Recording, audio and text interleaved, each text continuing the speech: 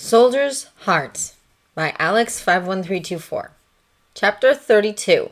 December 1918 to January 1919. Rawlins was one of the first of the convalescent home staff to go. The army was prepared to take its time demobilizing enlisted men, but injured officers were a different story, and as they moved into December, the convalescent home began taking on aspects of a ghost town in a Wild West picture show as the lightly injured or mostly recovered leapt at the chance to recuperate at home instead of in a ward in a stranger's house. They still had a few new patients trickling in from the hospital, mostly ones who still required some form of skilled care. But when the wards had been half empty for a week or two, Major Clarkson got orders to start jettisoning staff. There was a complicated formula for determining who was first in line to be sent home, involving things like fitness level, length of service, whether you had a job lined up or not, and if so, the priority category of said job. But from the sheepish way that Rawlins announced he'd gotten his demob orders, Thomas suspected he'd also asked to go. Thomas couldn't really blame him, though, and so just said, "Well, somebody's got to be first. Might as well be you." "Suppose so," Rawlins agreed, looking relieved. There were about half a dozen of them, all leaving at once. Their departure day happened to be a Monday, so the pub trip had to be Saturday evening, and on Sunday Rawlins came to Thomas's office for a private farewell drink. Or several. Thomas had laid in a bottle of not very good brandy for the occasion, and Rawlins brought the photographs he'd taken in France with his vest pocket camera. Between the two, they managed to get pretty thoroughly maudlin. "Remember," Rawlins said, "when you told Plank if he undid his top button again, you were going to sew it to his neck?" "Yes," Thomas said. "I would have, too." He lied because he knew it would make Rawlins laugh, and he was right. "He was still scared to unbutton it after you left," Rawlins told him. "He knew it, but he'd sort of look around like he might be about to jump out from somewhere." He imitated it. Thomas refilled the glasses. "Poor Plank," he said, raising his, "to Plank's top button." Several drinks later, Rawlins said, "It was shit, you know. The whole thing. Just utter shit." "Too right." Thomas lit a cigarette. It took him 2 tries to get the flame to the end of the cigarette. "But it was all right," Rawlins went on. Thomas thought about that for a moment. "Yeah," he decided. "I'm all right, kind of utter shit." Once Rawlins stopped giggling, he said, "No, I mean, like, if it weren't for the war, I wouldn't know you." "Suppose not," Thomas agreed. "I mean, or Rouse, or Wiggins. You're all a lot cleverer than me, but I'm not so thick I don't realize..." He made a vague gesture that encompassed the vast gulf of class that had separated them before the war and would again after tomorrow morning. "There's no way we'd have met. Or if we did, it would be as a worker on the factory floor and the manager's lazy, spoiled son, perhaps. Thomas would have hated him if they'd met like that." "I know what you mean." "It's just not right that that's what it took," Rawlins went on. "I know." Then Rawlins found a snapshot where the cat was sitting in someone's helmet, so they left him at that for a while. Rawlins ended up too drunk to make his way back to his billet that night, so Thomas stashed him on the stretcher bed in the office, which required him in the morning to run down to the village as fast as his artificial leg would carry him, so that he'd have time to grab his kit and still make the train to the demob center. Just as well, really. Thomas wasn't much in the mood for a lengthy goodbye. He wasn't really in the mood for Anna bringing him cups of tea and squeezing his arm either, but he got those anyway. After the first group left, and with who'd be next and when being all anybody could talk about, Thomas really couldn't put off thinking about the future for much longer. A few days after Rawlins's departure, he went down to the village for a chat with his commanding officer. "Very wise, I'm sure," Major Clarkson said when he explained that he was considering his post-war employment prospects. "You can rely on me for a good reference." "Thank you, sir. I found that this type of work suits me pretty well." Thomas had hoped that with that hint, Major Clarkson might volunteer a suggestion. Hadn't really expected it, but he had hoped. All Clarkson said was, He was going to have to ask then. "All right. One thing I'm wondering is whether there's any chance of staying on in the RAMC." Major Clarkson's hesitation told him all that he needed to know, but you couldn't interrupt your commanding officer when he was trying to figure out how to let you down gently. They'll be reducing strength considerably, I'm afraid. I would be happy to recommend you, but I believe most of the available places will be for higher fitness classifications.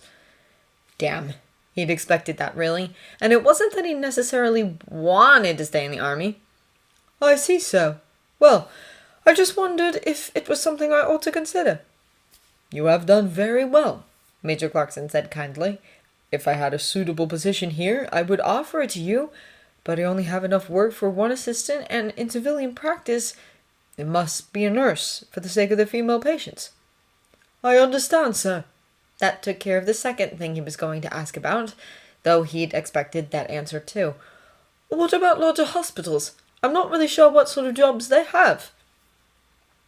Major Clarkson rubbed his chin. The difficulty there is that most of the skilled work is done by women nurses. Most of the places for men are as porters. Your war experience would nearly make you overqualified, except that you'd need to be able to lift stretchers. Now that one he wasn't quite expecting. There has to be something, sir, he added belatedly. There may be, but I don't know what, the major said with a touch of irritation. You've no secondary education at all, have you? No, sir. That's a pity. He shook his head. I'm glad you've enjoyed your war work, and I'm sorry to say it, but it's probably more realistic for you to go back into service. Thomas wanted to strangle him, or cry, but managed to say calmly, I'm not sure that's true, sir. Surely they'll take you back onto the big house. Lady Grantham's quite pleased with everything you've done with the convalescent home. No, sir, yes, sir. But it's the same sort of thing as you said. They might hire me if they had anything suitable, but they don't. At least that would be true if Carson didn't hate him. They'll need footmen, but I can't wait at table with my shoulder the way it is, not properly. I might be able to manage as valet or butler, but they already have those, and if I apply for a place at another house, I have to start by telling them all the things I can't do, and with every Tom, Dick, and Harry out looking for work, it's hard to see why they'd bother. I can't go putting in 2 months' work for free like I did here, just to prove I could pull my weight, so— All right, Sergeant, Major Clarkson said, half shouted really, and it was only then that Thomas realized his own voice had been rising in pitch and volume as he went on enumerating the reasons that his situation was impossible. Sorry, sir, he muttered. I understand it's frustrating, Clarkson said, but you must know that there are a lot of men in the same situation. Yes, and a lot of them were living in the stables at Haxby Park. He took a deep breath. Yes, sir. Major Clarkson went on. There are retraining grants for men whose injuries make them unfit for their pre-war occupations. If your prospects in service are really that dim, you may qualify.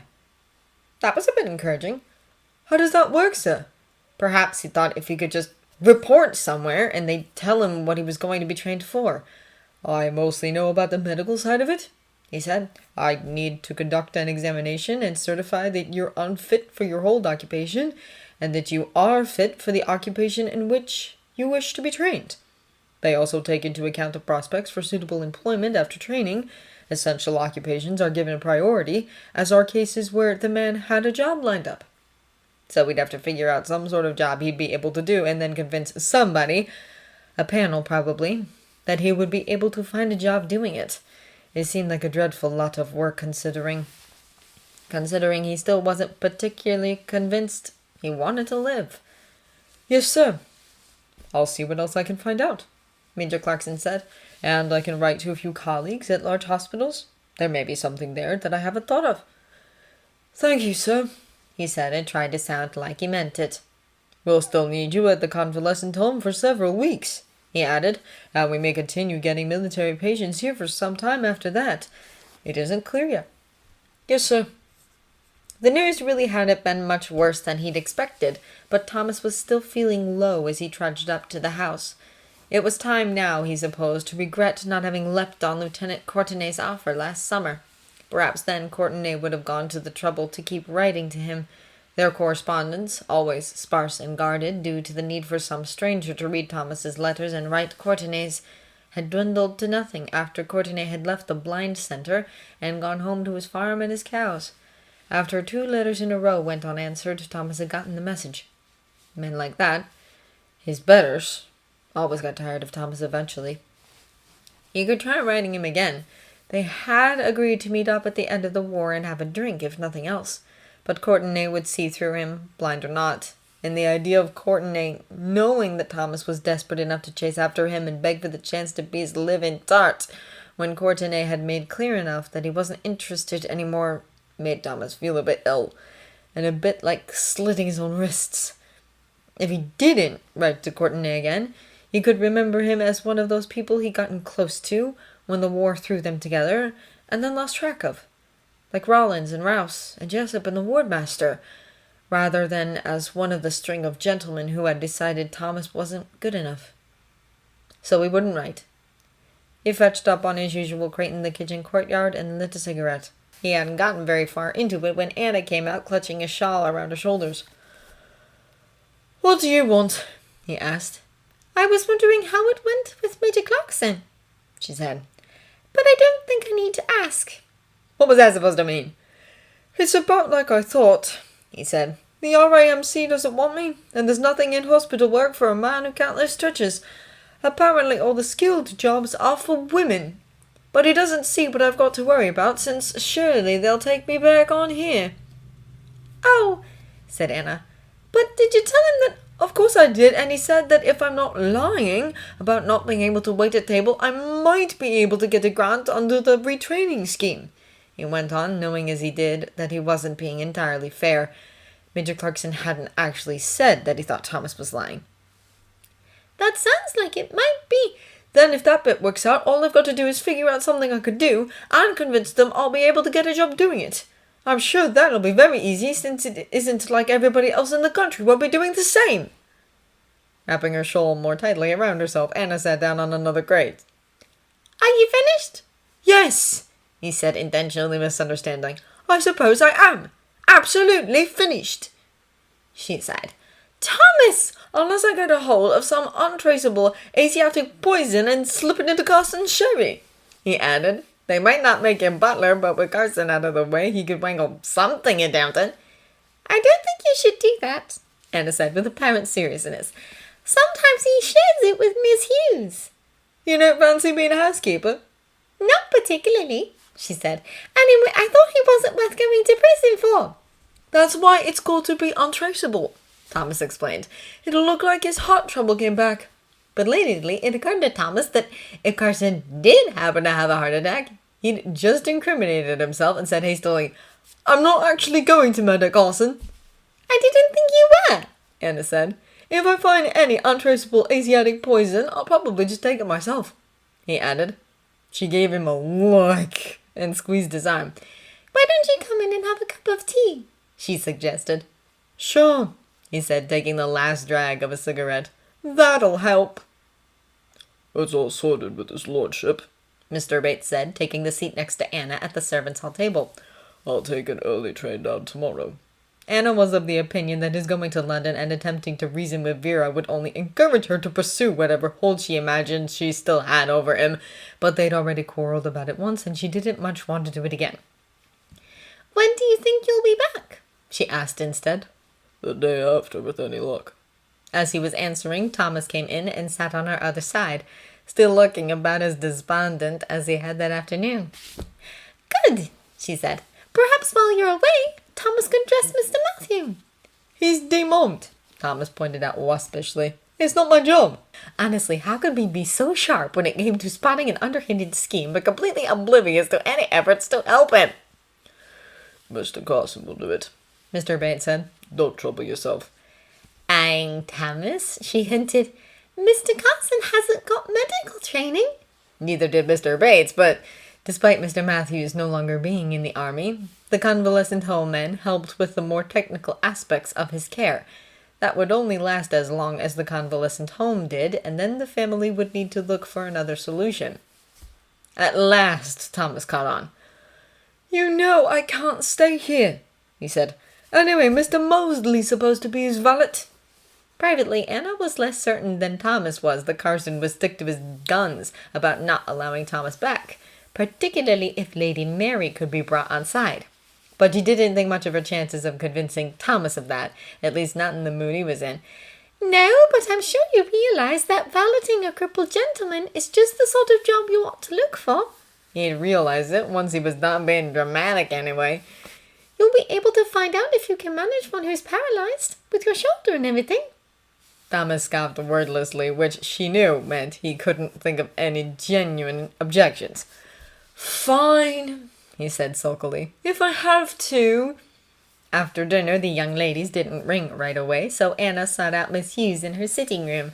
After a few preliminary remarks about the household routines for the next day, she brought up Thomas.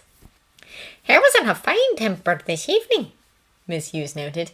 "He didn't get the news he was hoping for from Dr. Clarkson," she explained, "about a job after the convalescent home's finished." "That's a shame," she said. Anna hesitated. "I've been wondering whether Mr. Carson really meant it about not having him back after the war." Miss Hughes opened her mouth to say something, then closed it again. "Because with Mr. Matthew," she trailed off delicately, "it seems like a lot for Mr. Mosley, on top of being butler at Crawley House, and with him not having any medical training." "And I don't suppose Mr. Matthew will want to be taken care of by his mother, especially when he's married," Miss Hughes said. "It would be a very neat solution," she allowed. "But as for Mr. Carson," she sighed. "He doesn't really want to leave," she said. "Or I don't think he does." Because she couldn't say, "He's talking about killing himself." "Everyone he knows is here, and we're used to his ways." Where else could he go, where they'd understand that he was at his most unpleasant when he was desperately unhappy? "Well," Miss Hughes said, "Mr. Carson hasn't spoken about it in a while. I suppose it's possible that he's softened on the subject." But that way it didn't seem terribly likely. "I'll see what I can find out," Miss Hughes promised, and then Lady Mary's bell rang and Anna had to go upstairs. "And now Mr. Bates is running off to London again," Mr. Carson said, pouring generous measures of sherry into 2 glasses. "If we must have a divorce in the household, I do wish he'd get on with it." "I expect he feels the same way," Miss Hughes pointed out tactfully. She'd heard enough from Anna to know that it was Mrs. Bates who was delaying the process. Mr. Carson waved off that point. "On top of everything else, he suggested that Sergeant Barrow look after Mr. Matthew while he's away." She hadn't planned on acting on Anna's request immediately, but if Mr. Carson was going to bring it up. "And why shouldn't he?" "Sergeant Barrow does not work for this house," Mr. Carson said scathingly.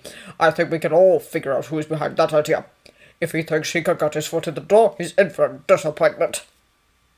Miss Hughes had a better idea than Carson did of who had suggested it, but decided it would do no good to tell him that Anna was the one behind it. "Don't you think it would be a good idea for Mr. Matthew to have a valet with medical training?" she said instead. "Certainly," said Mr. Carson. "as long as it isn't Thomas." Well, she supposed that answered that question. Thomas wasn't an idiot. He knew that Anna must be thinking he could wrangle his way into being Mr. Matthew's valet once he was demobbed. The trouble was that even if Mr. Carson could be forced to take him back, which was, though unlikely, perhaps not impossible, there were a million ways he could make Thomas's life hell for him, in any position, even nominally under his authority. And he'd do it, too. There was no doubt about that. But he'd said that he'd dress Mr. Matthew today. So after breakfast and giving the morning's duty assignments to the men, Thomas dragged himself over to the ground floor bedroom they'd set up in what had been Lord Grantham's den. He was just about to knock when Mr. Carson came through the green baize door carrying a calling tray with a cup of tea and shaving water. "What are you doing here?" he demanded. "Nothing, apparently. Mr. Bates asked me to dress Mr. Matthew while he's away." "Mr. Bates is not butler in this house," Carson pointed out. "I didn't think he was," Thomas said. "If you wanted to valet Mr. Matthew, you should have thought of that before you so comprehensively burned your bridges here, Sergeant." Stung, Thomas retorted. "I don't. Have at it. I've plenty else to do." He turned to go, but Carson managed to get one more dig in before he was out of earshot. "Then I suggest you do it." Unfortunately, he really didn't have that much else to do. The number of patients had dwindled still further, but they hadn't lost any more staff yet, so there was barely enough work to keep the men out of mischief, let alone serve as a satisfactory distraction from the many things that Thomas didn't want to think about. Thomas began to understand the purpose of the incessant drilling and uniform inspections in the peacetime army. At least it gave you something to do. But Thomas knew that if he tried to instill a higher level of military discipline in men who knew perfectly well that they were just marking time until they could be demobbed, he'd have a riot on his hands. So instead, they gathered in the orderly's room to smoke and drink cups of tea. Thomas wasn't sure whether it was more irritating when they talked about nothing in particular or when they groused about their own troubles, sorting out their post-war lives. He managed to fill part of the day writing out references, which none of them had thought to ask for yet. But by mid-afternoon, he found himself drifting downstairs for, if not peace and quiet, at least a change of scenery. He quickly regretted it. The new maid, Jane, who was a war widow, had apparently just been to the Demob Center in Ripon to see about survivors' benefits, and was attempting to interest Daisy in an explanation of the process. "I'm not really a widow, am I?" she asked. The question was clearly rhetorical, but naturally Anna and some of the others took it as an invitation to convince her she really was. "She's right, you know," Thomas pointed out after they'd gone round on the subject for a while. "Widows' pensions are meant for households that have lost their breadwinner. They never set up home together, and Daisy's been working all along." "Thank you," Daisy said tartly. "See?" she told Anna and Jane. "That's just what I mean." He added, "But if they're dumb enough to give it to you, you'd have to be mad not to take it." Daisy threw up her hands and left the room. Anna gave him a meaningful look and sighed. "What? You can't bear to agree with anyone, can you?" she asked. "Not when no one's right," he answered. Daisy came back a few moments later, bearing a determined expression and a plate of tea cakes. "What will you do now the war's over?" she asked him. He glared at her. "I haven't decided yet." "Will they give you a pension for your shoulder?" "No." He wasn't nearly crippled enough for that.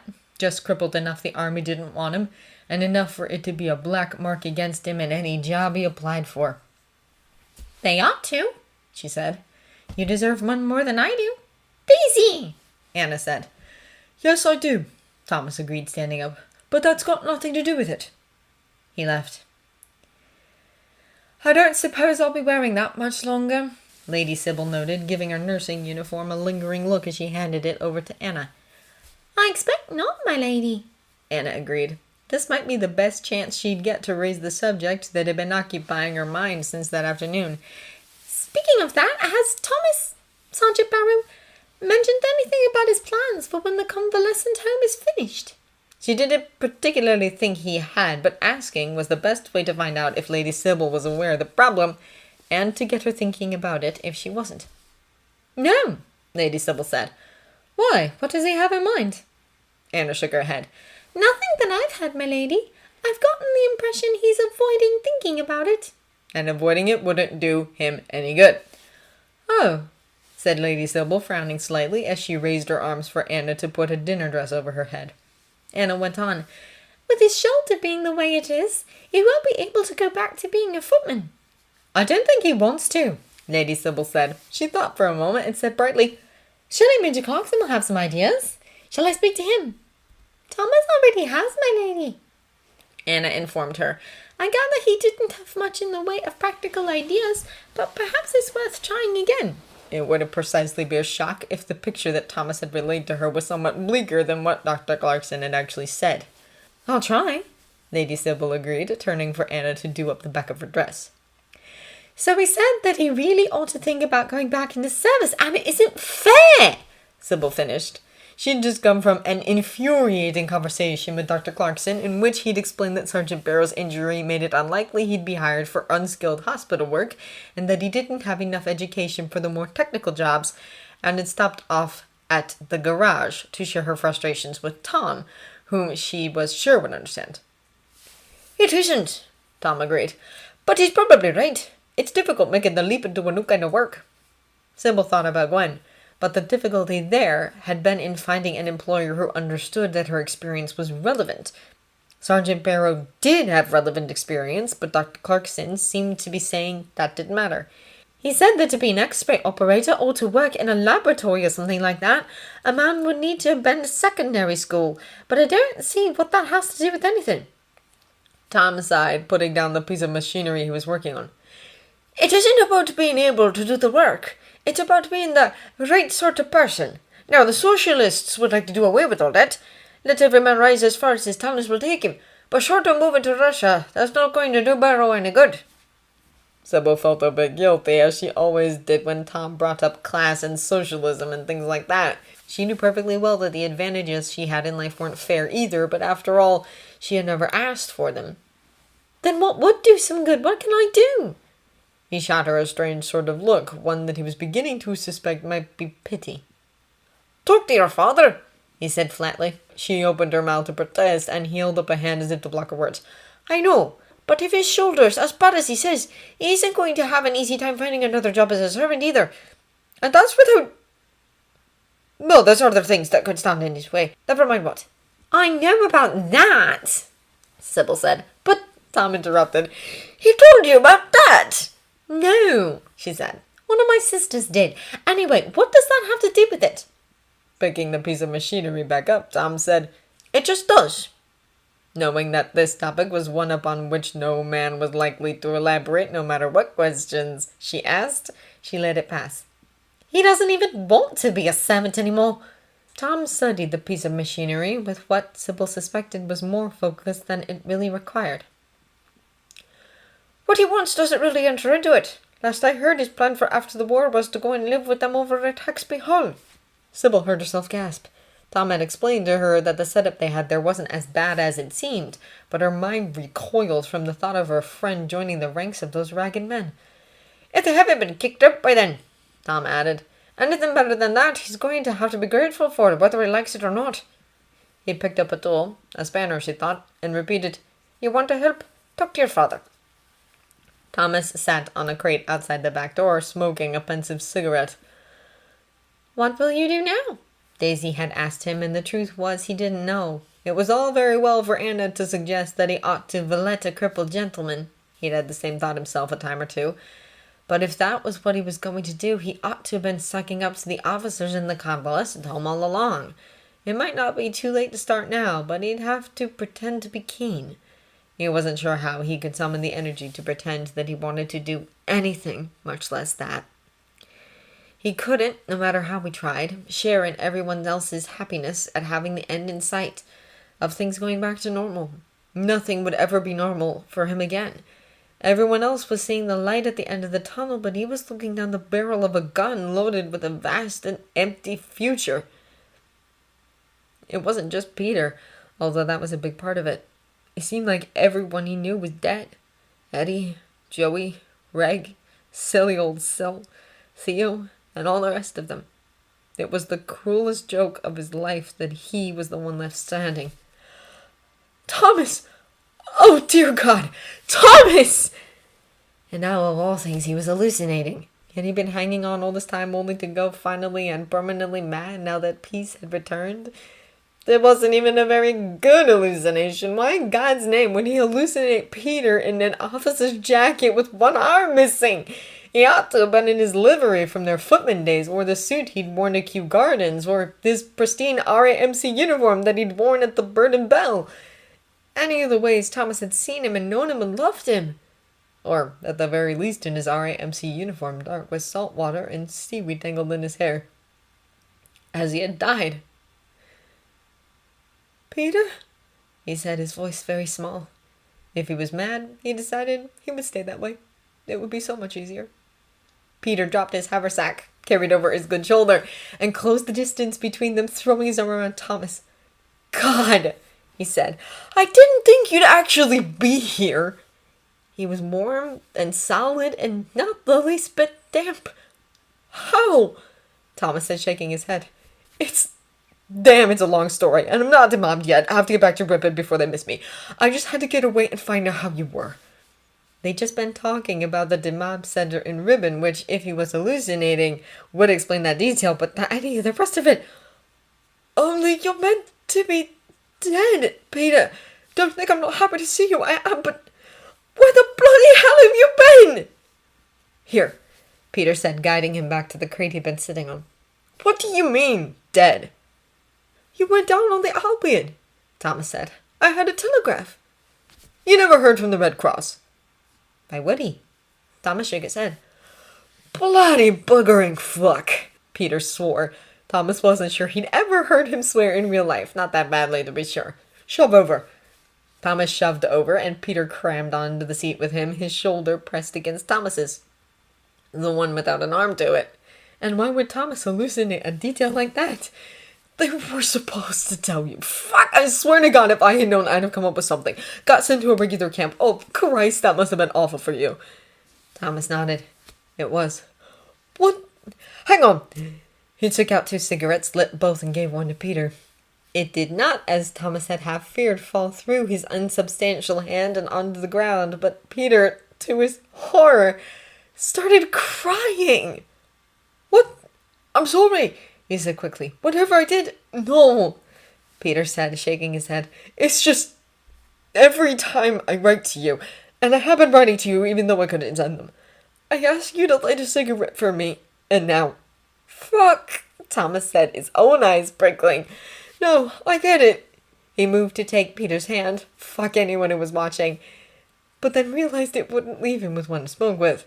Luckily, he could just about get his own bad arm up to his mouth, so he put his good arm around Peter's shoulders instead. But where were you? If this was real, somehow, Peter must have been somewhere. Captured, Peter said simply. Just captured, and not too badly off. Except they put us to work in a military hospital, and we couldn't send letters in case we were spies. Bloody hell! He repeated fervently. And you're here. Did you get demobbed already, or... Thomas shook his head. We're a convalescent home. I work here. But why... How did they let me think you were dead? I don't know, love. The Red Cross is supposed to tell you. Christ, I had to smuggle the letter out somewhere. I got myself sent to a regular camp or something, but... They were supposed to tell you. Christ, Thomas echoed. When we finish these, Peter added, lifting his cigarette, I'd better go back. It would just be our luck if I got court-martialed for going AWOL after the entire country lost track of me for over 3 years. Just a ribbon? Thomas asked, trying to think how he could go with him. He couldn't stand the thought of being separated from Peter again when he'd only just found out he was alive. He couldn't quite believe that if Peter left his sight, the bubble wouldn't burst and leave him dead again. Peter nodded. If they need me to go anywhere else, I'll cable you. Right, Thomas said. A telegram took time to arrive, even if not much of it. We're on the telephone. Carson would answer it and want to know why Thomas was getting personal telephone calls on the house's line, but he didn't care. All right, Peter said. I'll ring. I'm sure they won't want to keep me. Not with my arm the way it is. I'll probably be back tomorrow. Thomas wanted to ask what had happened to his arm, but he also didn't want to spend the last moment talking about it. Tomorrow, he repeated. If not, I'll telephone what's happening, he promised. He got up from the crate, and Thomas's arm and heart ached at the separation. He went to his haversack, managing the buckles deftly one-handed, and took out a small book like a pocket diary. In the meantime, you can read my letters. He made a sound that was half a laugh and half a sob. Finally. Thomas? Anna said. He was sitting on his smoking crate by the kitchen door reading something, and she noticed with some surprise. Crying. He'd been talking to someone moments ago, she knew that. One of the kitchen maids had made a complaint about hearing barracks language when she opened the door to take the scraps out. Thomas, what's wrong? He looked up. Nothing, he said, smiling through his tears. Absolutely nothing. At least, tell me you can read that. He shoved a small notebook into her hands. She opened to the first page and read, Dear Thomas, I don't know when I will have a chance to send this letter, or if I will manage to hang on to it until then, but it's comforting to write to you just the same. I know how worried you must be, but really I'm not so badly off as you will see. Someone was alive then, and well, someone he'd thought wasn't. Who? She began, and then saw the next line. I imagine you've heard about the Albion. She looked up at the top of the page, at the date, Then she turned the pages looking for her signature and finally found... "You're Peter." But how? Someone must have found it, she thought. One of Mr. Fitzroy's comrades, and brought it to him somehow, Peter's last letter. Except she went on thumbing through the pages, and there were more of them, nearly the whole book full with dates going right up to today. "What is this?" she asked. "He was just here," Thomas said. "He had to get back to Ripon before he was AWOL, but he was just here." If it weren't for the book, she'd have thought he'd gone completely round the twist. For a second, she even wondered if he might have written it himself and been sitting back here pretending to talk to Peter when the kitchen maid heard him. "You do," he said, and cut himself off. "I mean, I'm not actually hallucinating, am I? Only I thought at first I was. That's from Peter." It was almost a question. "It is," she said, giving it back to him. "And he was here? In person?" It couldn't be a hoax, or something like the reappearance of Patrick Crawley, if Thomas had seen him and recognized him. "Yeah," Thomas said, sniffing and taking out a cigarette. He must have been reminded about the mysterious Major Gordon as well, because he said, "He's missing an arm, his left, but otherwise looks just like himself. I can't get my head round it." He went on to explain in jumbled fashion that Peter had been captured. There was something about a U-boat and a German hospital and the bastards at the Red Cross. "He's just gone to Ripon to get demobbed, coming back as soon as they let him." "That's wonderful," she said, and didn't ask what Mr. Fitzroy was going to do then. He'd stay here for a bit. They'd have to let him. She'd speak to Miss Hughes about it. But the next thing Thomas said was, "Don't tell anyone. Not yet. When he gets back, it'll be real then." "All right," she said. "If that's what you want." "I do, and I really can't stand a row just now. I'll be able to stand anything once he's back, but not just now." After disentangling himself from Anna, Thomas barricaded himself in his office as the place he could obtain something most nearly resembling privacy. To catch himself up on everything that had happened to Peter since the sinking of the Albion, he was relieved to read that Peter hadn't been too badly treated in captivity, though, knowing Peter, it could have been a bit worse than he let on, and the loss of his arm had been the result of the kind of accident that easily could have happened in one of their own hospitals, as Thomas had plenty of reason to know. He thought of the patient that Nurse Crawley had been so upset about, whose arm had been taken by degrees, as Peter's had, and who had not survived the experience. The story of how he'd gotten back to England at last, and to Ripon, sounded like the usual army balls-up. That, more than anything, made the whole thing seem like it could be real.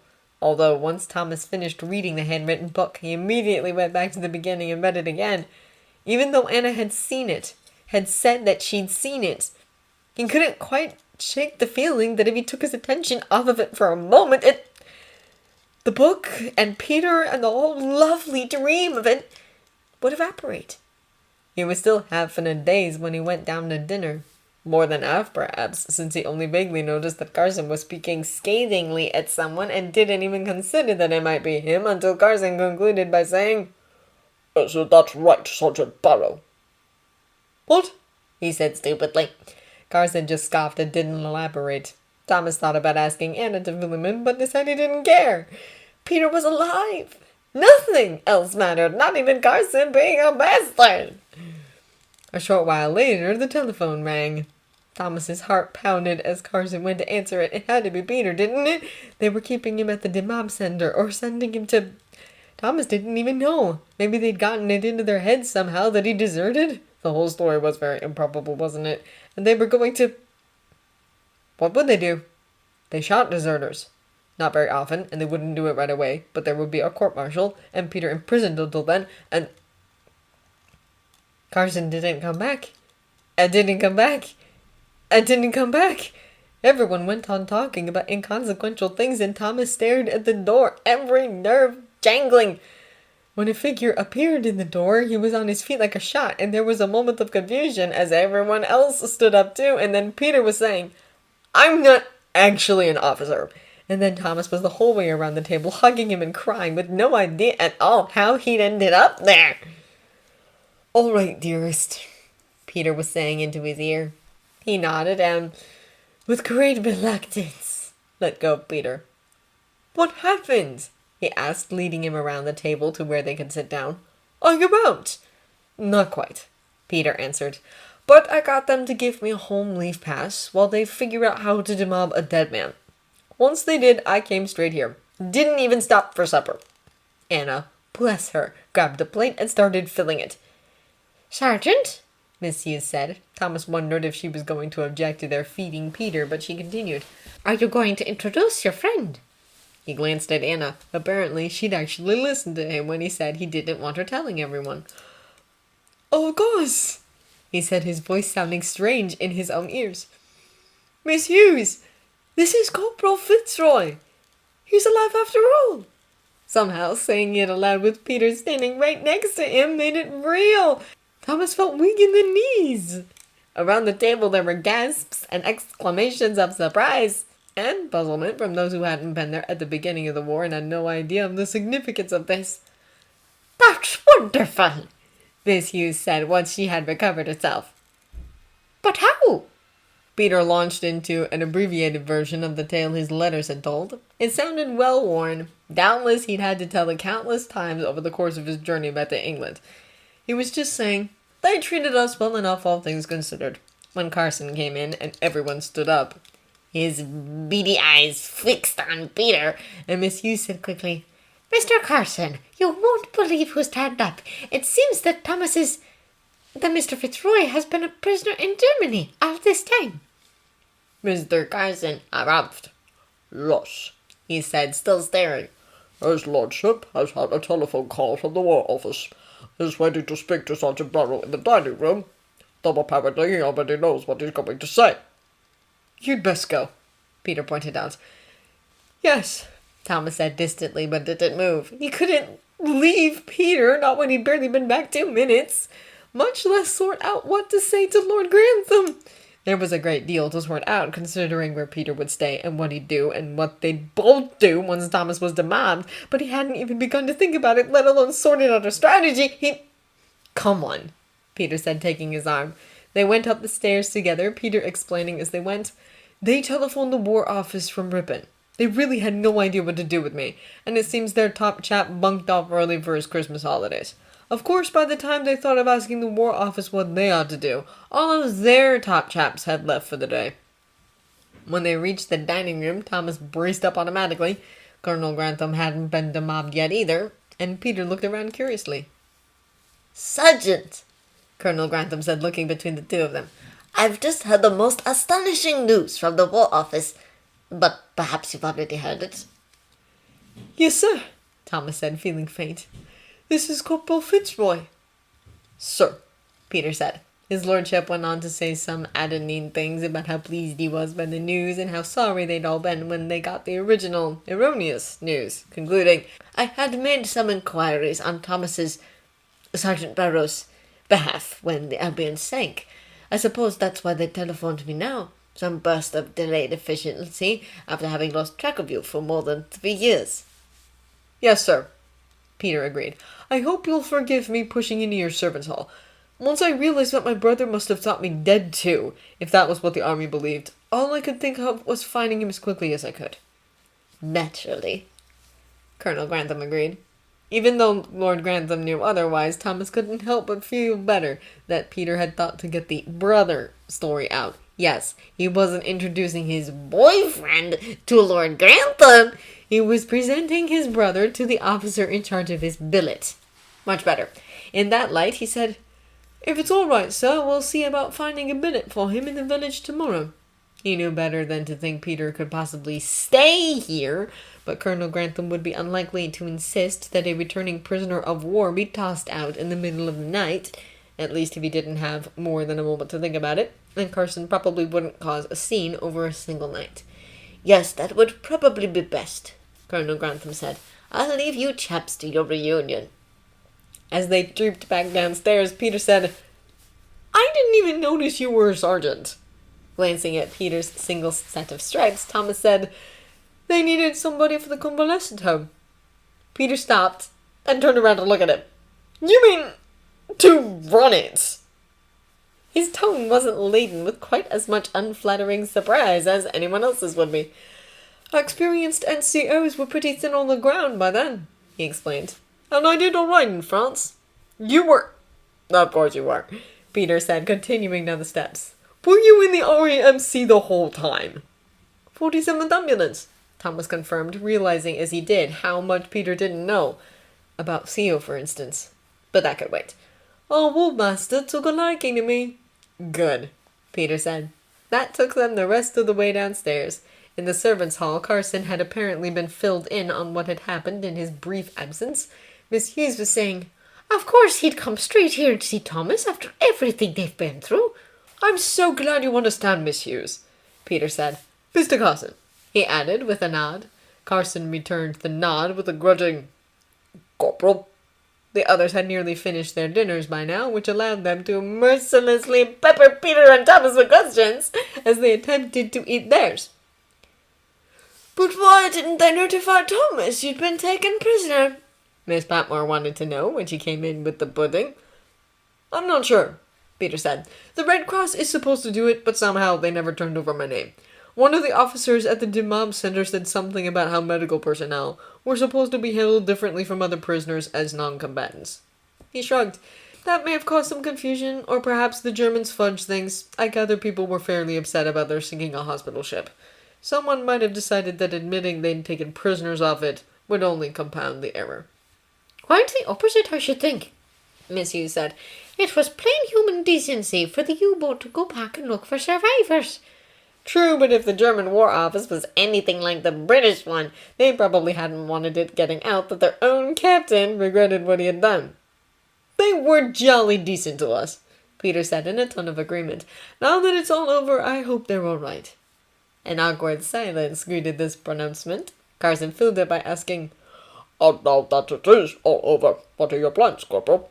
Thomas knew perfectly well that what he wanted was to find out how hard he had to put his foot down over the question of Peter's rapid departure. But if Peter realized that, he gave no sign. I haven't really worked that out yet, he said. I've only been thinking about getting back to England and finding Thomas. At the moment, all I have on my calendar is reporting back to the Demam Center after Christmas.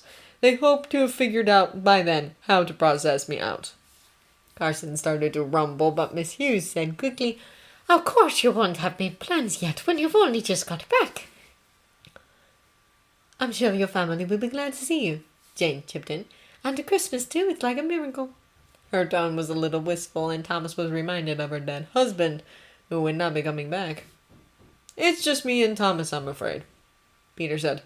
We'll find him a billet in the village, Thomas said for Carson's benefit. Since he was on leave, he wasn't exactly entitled to a billet, but perhaps Sister Crawley, in her person as billeting officer, wouldn't think of that.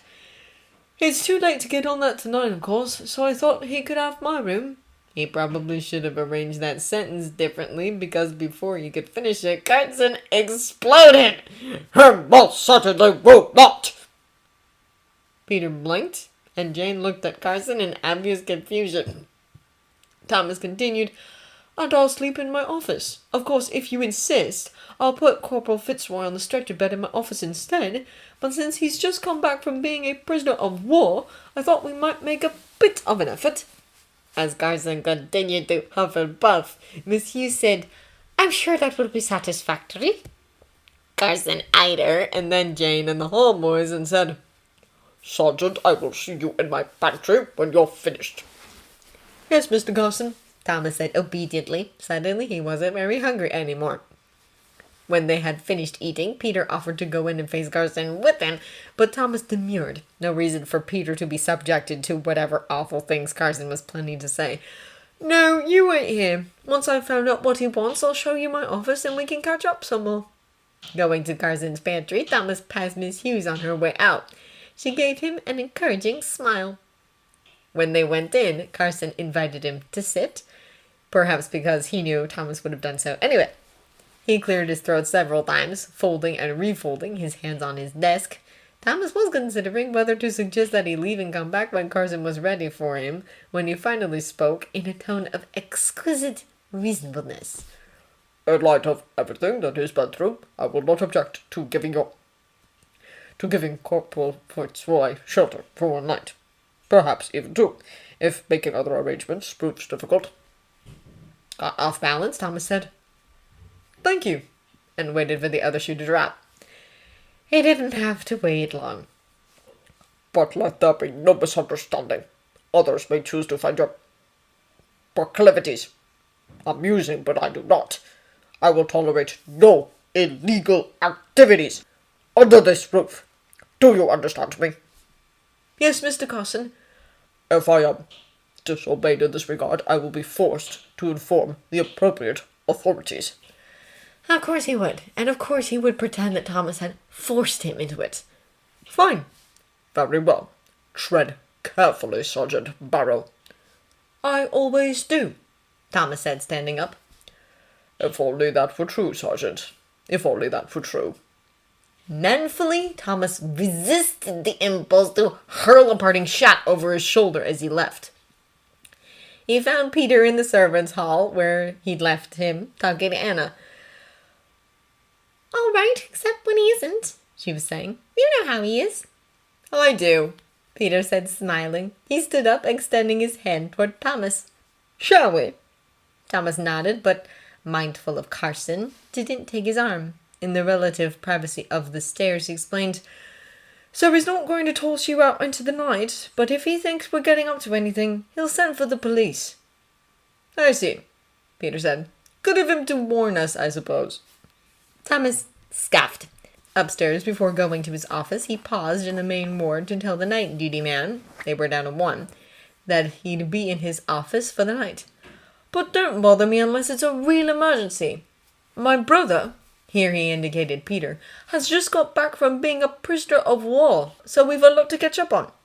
Not that it was any of Jewett's business, but he might as well get the official story into the rumor mill before anyone went asking the household staff who the one-armed corporal was. Sure, Sarge, Jewett asked, eyeing Peter. Golly, you never said. He was presumed dead until just recently, Thomas said. Good night. As they went to the office, he said, Don't go thinking we've got privacy in here. It's the orderly's room and linen room, as well as my office. Short on rooms, were they? Peter asked. We had to fight to get even this much, Thomas said. Back in the thick of things, we were trying to fit in as many patients as possible. Now we're half empty, I suppose we could spread out more, but there wasn't much point, really, when they'd be shutting down any time now. And any room they did clear of patient beds, the family would probably want to take back. They hadn't quite finished the bottle of brandy on Rollins's last night, so Thomas poured them some drinks and they settled in the armchairs. So, Peter said, you know what I've been doing the last few years. What about you?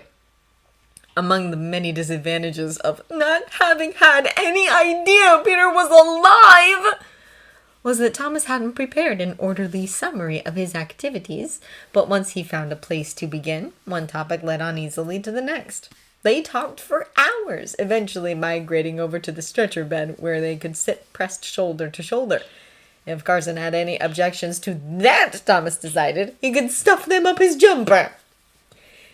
At some point, it was after Peter had asked about their friends and Thomas had had to tell him about Theo and everyone. Thomas drifted off to sleep, his head on Peter's shoulder. He woke some time later to a series of vague noises and Peter saying, I think we'd better get up, dearest.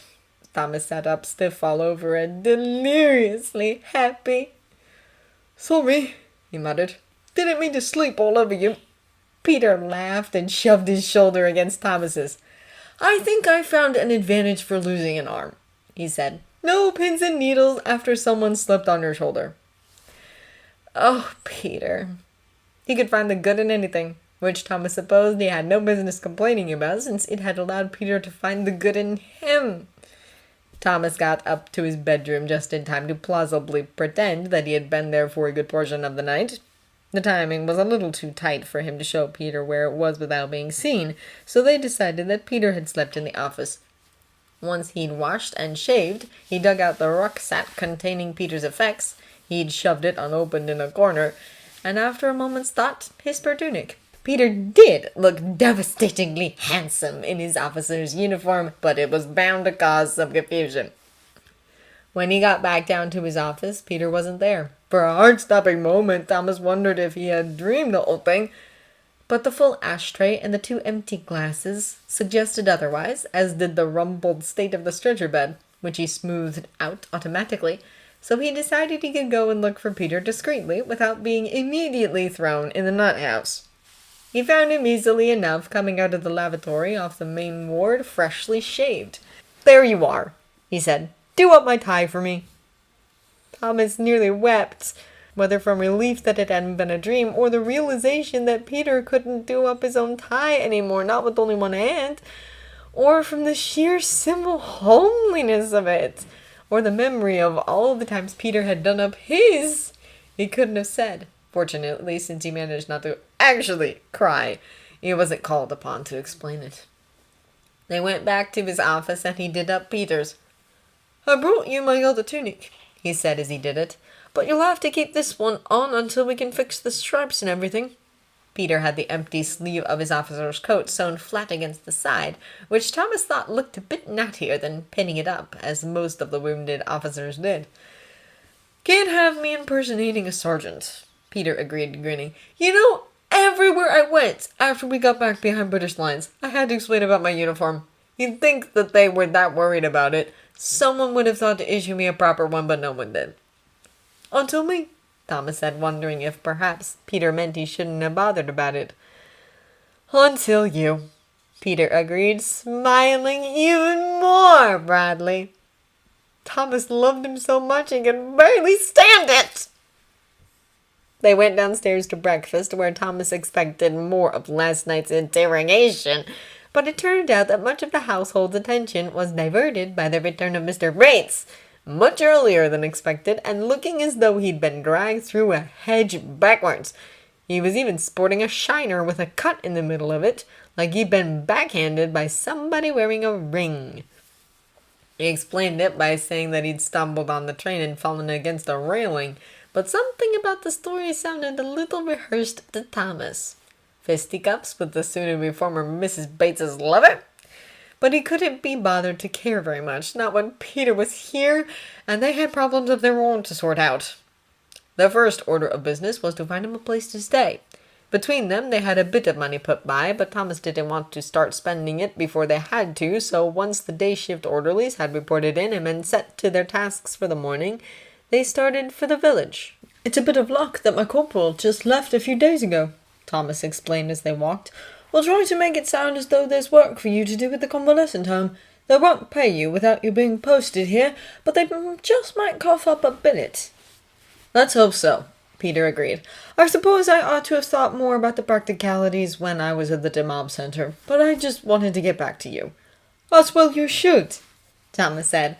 Peter had explained at some point last night that the people at the Demob Center had been talking about sticking him in the infirmary until their commanding officer got back from Scotland or wherever he'd bunked off to, but Peter had convinced them to write out a leave chit for him instead. "We'll put you up at the pub if we've got to, and hang the expense." Major Clarkson was about as politely skeptical as he'd been 2 years ago when Thomas had shown up fresh from the Royal Orthopedic Hospital wanting to work. "I've no objection if you want to make yourself useful, Corporal," he said, trying to avoid looking at the space where Peter's left arm should have been. "But as I'm sure Sergeant Barrow has told you, we're reducing staff.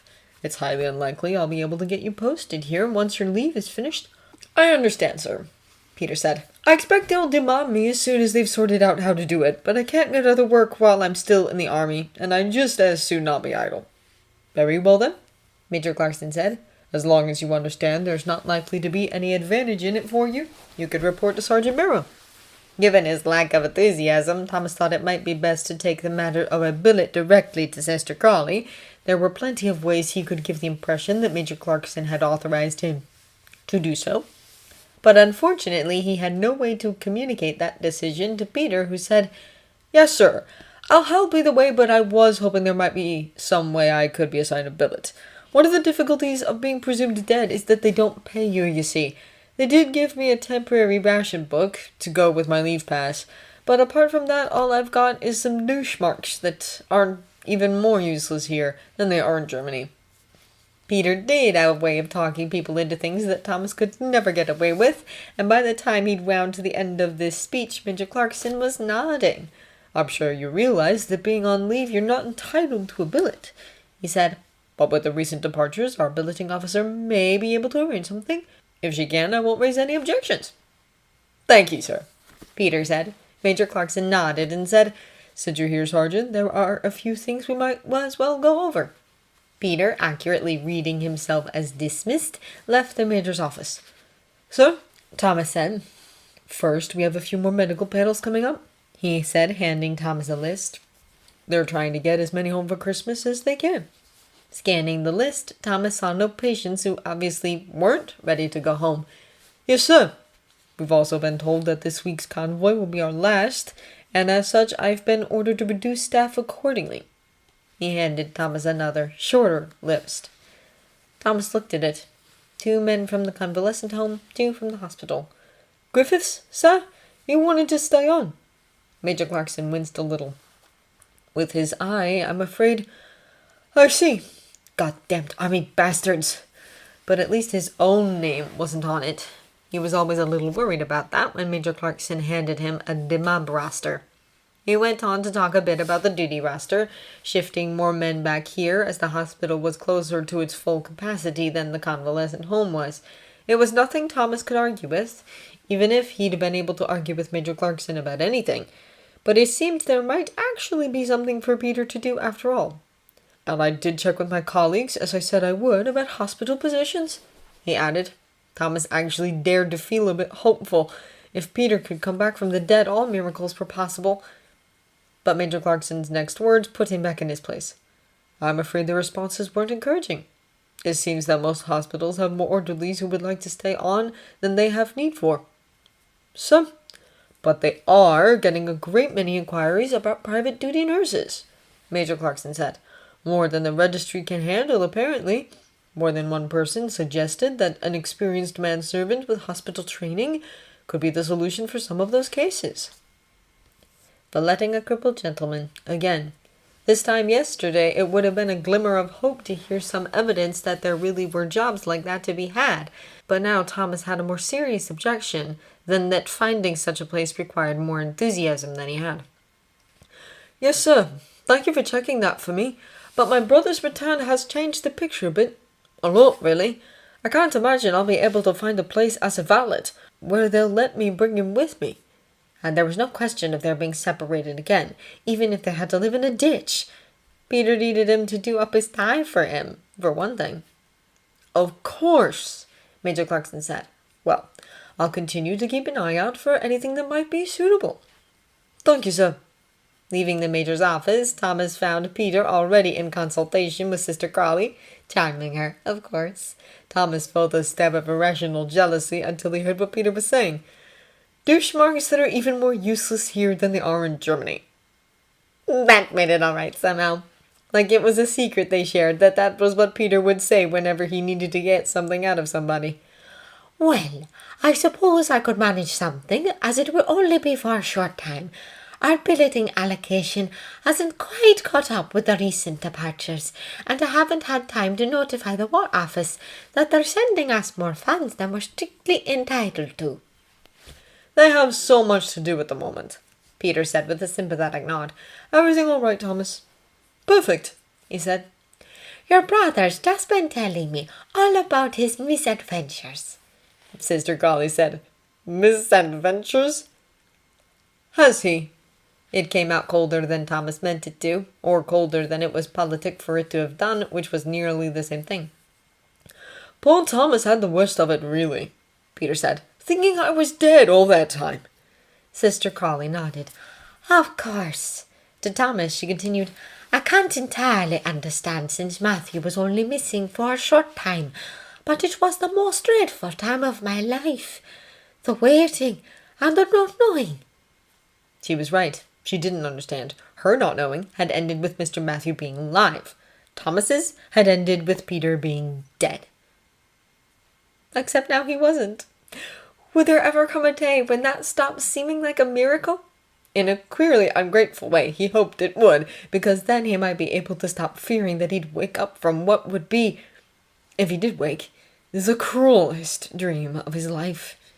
Peter was saying something now to Sister Crawley about Mr. Matthew and how sorry he was. Thomas speaks very highly of him. I hope he learns to manage as well with his condition as I have with mine. A patient on the other side of the ward started calling for a nurse. I must go, Sister Crawley said, but I'll make some inquiries and let you know this afternoon. When she had bustled off, Thomas said, She usually comes up to see Mr. Matthew around tea time. Shall I be sorted out by then? As they walked back up to the house, Peter was at his most tearful, talking about how good it was to be back in England, breathing free air, and with Thomas, of course. Thomas was several times on the brink of pointing out that this exquisite happiness was temporary. Whatever arrangement Sister Crawley came up with would be temporary, and soon enough the convalescent home would close, and they would have to figure something out.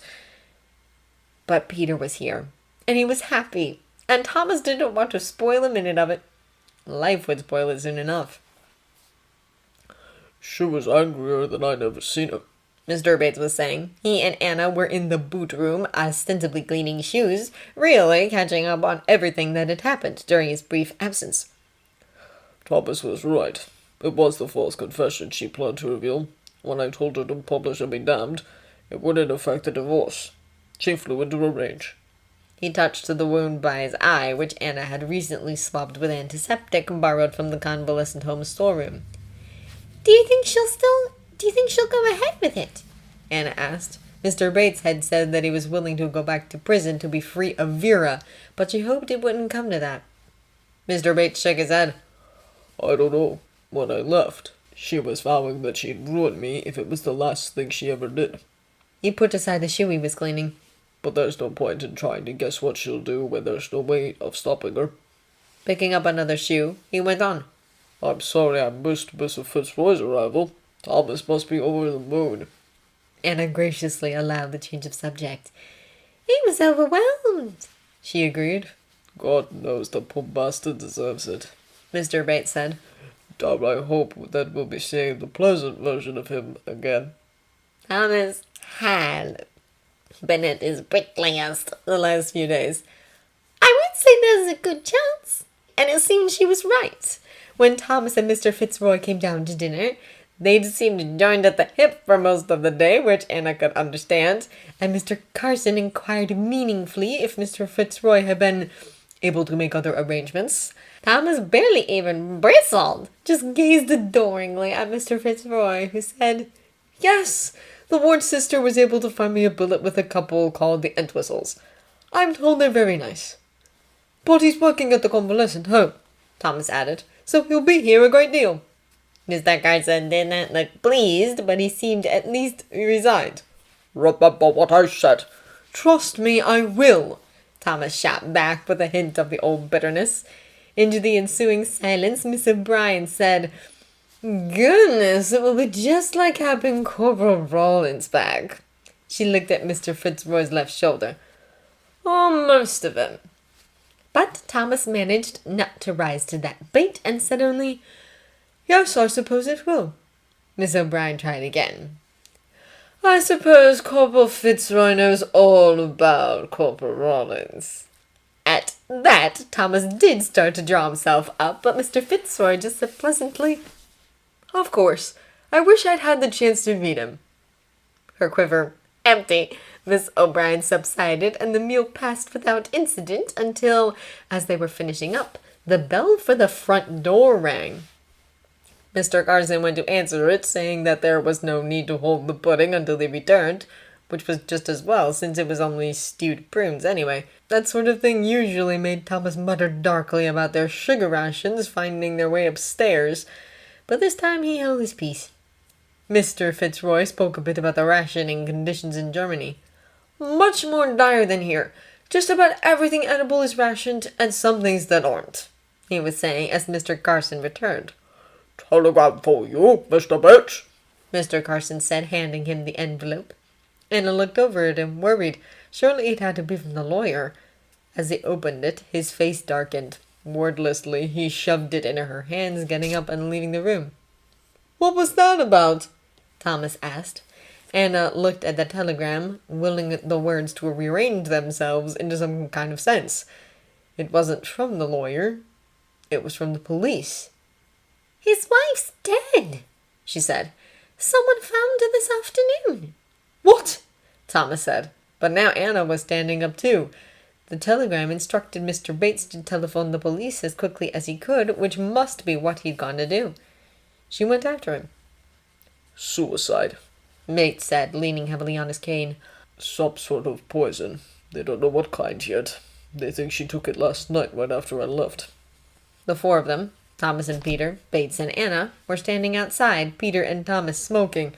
After Bates and Anna's abrupt departure from the dinner, Thomas had brought Peter out here to fill him in on the situation which they hadn't gotten around to discussing last night.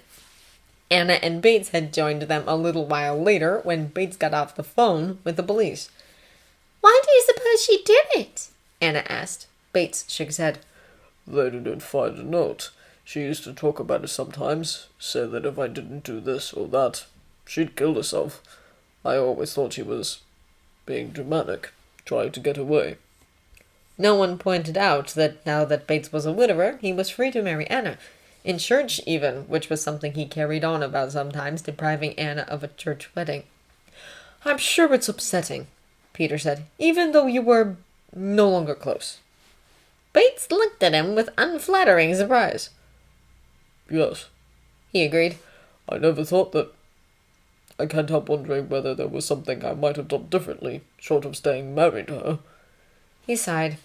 And now I've got to go down to London again to give a statement, make formal identification of the body. It may even fall to me to make the arrangements, unless her lover steps forward to do it. Privately, Thomas thought that rather unlikely. If he cared, she wouldn't have killed herself, would she? This time, at least, no one suggested that he look after Mr. Matthew while Bates was gone, even when his absence stretched to several days. It was just as well that Carson wouldn't have let him do it anyway, since Thomas was occupied with the much more pressing matter of what to get Peter for Christmas. Also, what they were going to do for work that would allow them to stay together, but Thomas much preferred thinking about the Christmas present quandary.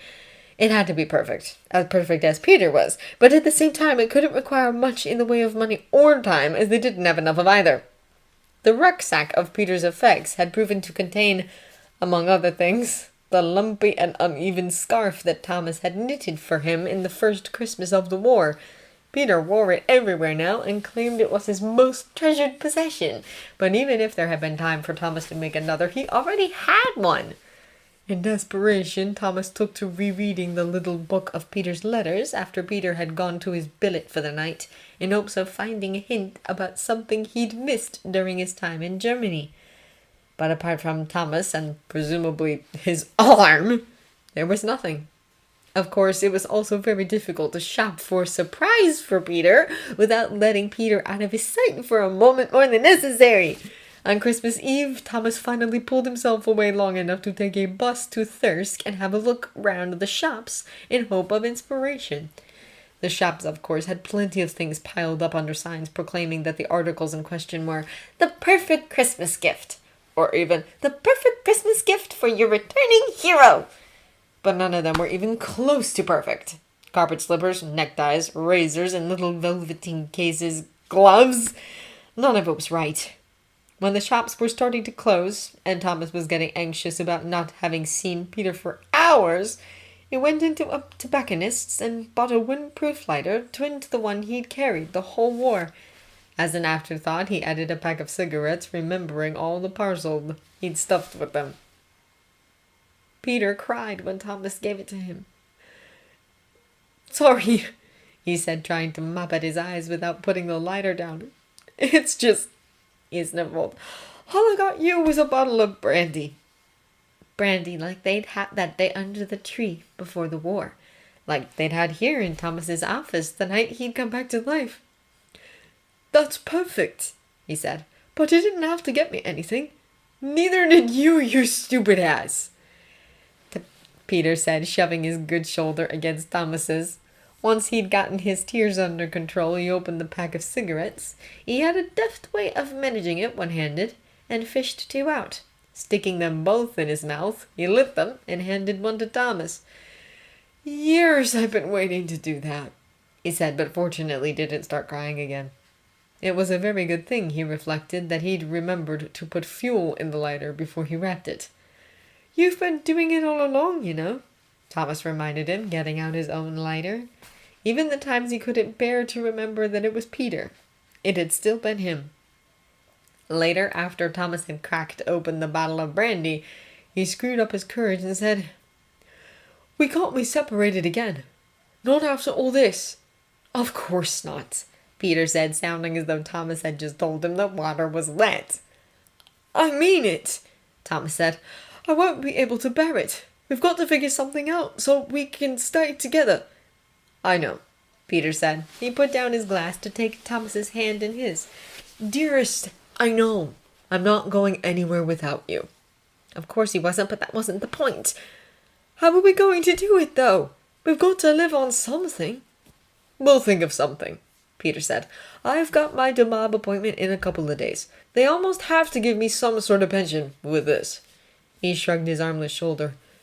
"It won't be enough," Thomas pointed out. "No, but it'll help," he said. "And they give you money when you get demobbed. That's one of the things they couldn't decide what to do about when I was there before. How to calculate my length of service, whether to charge me for all the kit I wasn't bringing back." "Really?" Thomas demanded. "They were worried about that? Buggering Christ, why didn't they charge him for the whole bloody ship while they were at it?" "I think," Peter said, "that they were trying to work out a way not to charge me for it." Peter would think that. Thomas loved him so much, but he would think the best of people. "Maybe," he said grudgingly. "Anyway," he continued, "we'll each get a bit from that, and Sir H might be good for something, when I go down to London to get my things." "He ought to be, since he's the one who made you join up in the first place," Thomas said. "Exactly. I'll ask to see him and tell him I'm sorry I won't be able to come back to my old job. And we'll see what happens." "Even if he coughs up as much as your arm is worth, it won't last forever," Thomas pointed out. "We'll find jobs," Peter said. "You certainly will, at least, and I may be able to come up with something to supplement my pension. We'll find a boarding house that isn't too grim, and then once we're on our feet, we'll get something better. Perhaps even a house of our own someday. No one will think anything of it, except how sweet it is that you take such good care of your poor crippled brother." When he talked like that, Thomas could almost imagine it really happening. "Anna," Jane said, sitting down next to her with a piece of mending, "you're friends with Sergeant Barrow, aren't you?" "Yes," she said wearily. She'd had no reason before to tell Jane about Thomas. As a widow, she was unlikely to develop a silly crush on him. Mr. Fitzroy's miraculous return now made the information more relevant, but also more dangerous. She hoped Jane wasn't going to ask. "Only I wondered whether I'd done something to offend him," she said. "I'd had the impression he was avoiding me, and just now, in the passage, as I was coming down the stairs, he turned and went back the way he'd come." Oh, yes, Anna knew what that was, but not exactly how to explain it to Jane. "Perhaps I'm just being silly," she went on. "He might have realized he'd forgotten something, but I had the impression it was because he'd seen me." "Yes," Anna said. "I mean, no, you haven't done anything to offend him. He mentioned wondering if Mr. Fitzroy turning up alive might renew your grief somehow over your husband." What he'd said, in fact, was that if it was Jane's husband who'd come back from the dead, it would be all Thomas could do not to kick him in the teeth. But that was what he'd meant, more or less. "So I expect he's trying not to, well, rub it in." "Oh," Jane said, looking more confused than enlightened. "I suppose that's thoughtful of him," she said uncertainly. "He isn't quite like other people," Anna said. "I'd noticed that," Jane said. "His brother seems much more ordinary." Was she fishing, or had Anna simply been spending too much time around Thomas? "They weren't brought up together," she said. "They're only half-brothers, really, but neither of them has any other family worth mentioning." She felt a bit silly telling Jane the cover story when nearly everyone else in the house knew the truth. But for all that Jane had been in the house for months now, Anna didn't know her very well. It wasn't that she was secretive, at least not in the obvious way that, say, Thomas was. But she spent most of her free time in the village with her mother and her son. "Then I'm especially glad for him that he's gotten him back," Jane said. "I hope you tell him that he needn't feel uncomfortable around me." "I'll tell him," Anna agreed, though whether Thomas would believe it was a different story. Perhaps she'd tell him later, after Mr. Fitzroy came back. He'd gone to Ripon today to be demobilized, and Thomas was twitchy about it. If he wasn't loitering in the downstairs corridor, he was haunting the front hall. Anna had eventually figured out, when he let slip that Peter had promised to ring if anything went wrong, that he was trying to stay as close as possible to the house's 2 telephones. Anna hoped no one did ring the elves, because if they did, Thomas would probably have a heart attack. No, the top chap was back from his holidays, Peter was saying when Thomas reached the bottom of the stairs. He'd been unobtrusively watching the doors and telephones all afternoon, but apparently Peter had just turned up just when Thomas had been called away to deal with a patient. Typical! As Thomas entered the servants' hall, Peter continued, "But he'd just come back that morning and hadn't begun to think about it yet. There you are," he added, reaching over his shoulder to catch at Thomas's hand. Thomas knew he shouldn't let him. Peter knew better for that matter, but he couldn't help himself. He did at least manage to change it into something that looked vaguely like a handshake, though if anyone wondered why he was shaking his brother's hand when he'd seen him that morning, Thomas would not have any even halfway plausible explanation. "Have you had your tea?" Thomas ought to have put something aside for him. The orderly's tea had been ages ago. "Yes," Peter said. "They gave me a chit for the canteen. My last army tea. Very sentimental." "You are out now, then?" Thomas asked. Of course he was. There was no sensible reason they'd have kept him in the army. Peter nodded. "Finally! I was just telling them," he indicated Anna, Jane, and Daisy, "that they kept calling me in, asking me a question or two, and telling me to come back in an hour." "Typical," Thomas noted. "And I had to explain about my uniform everywhere I went," Peter added.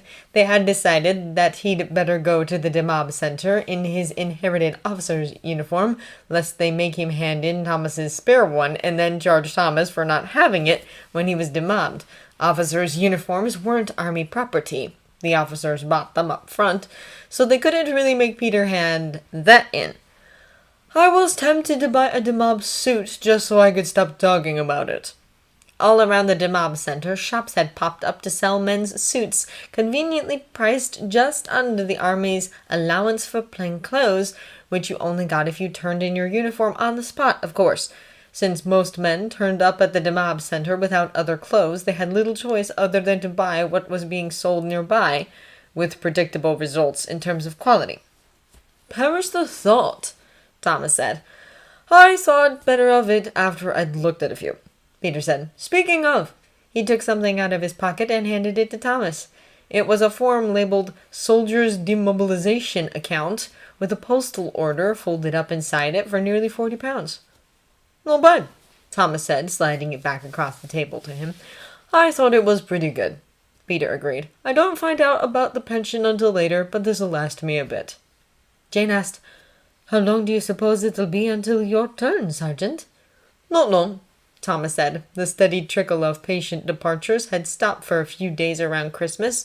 Medical panels were perfunctory now, but they still had them, and apparently doctors weren't keen on attending them during the holidays, but they'd be starting up again now.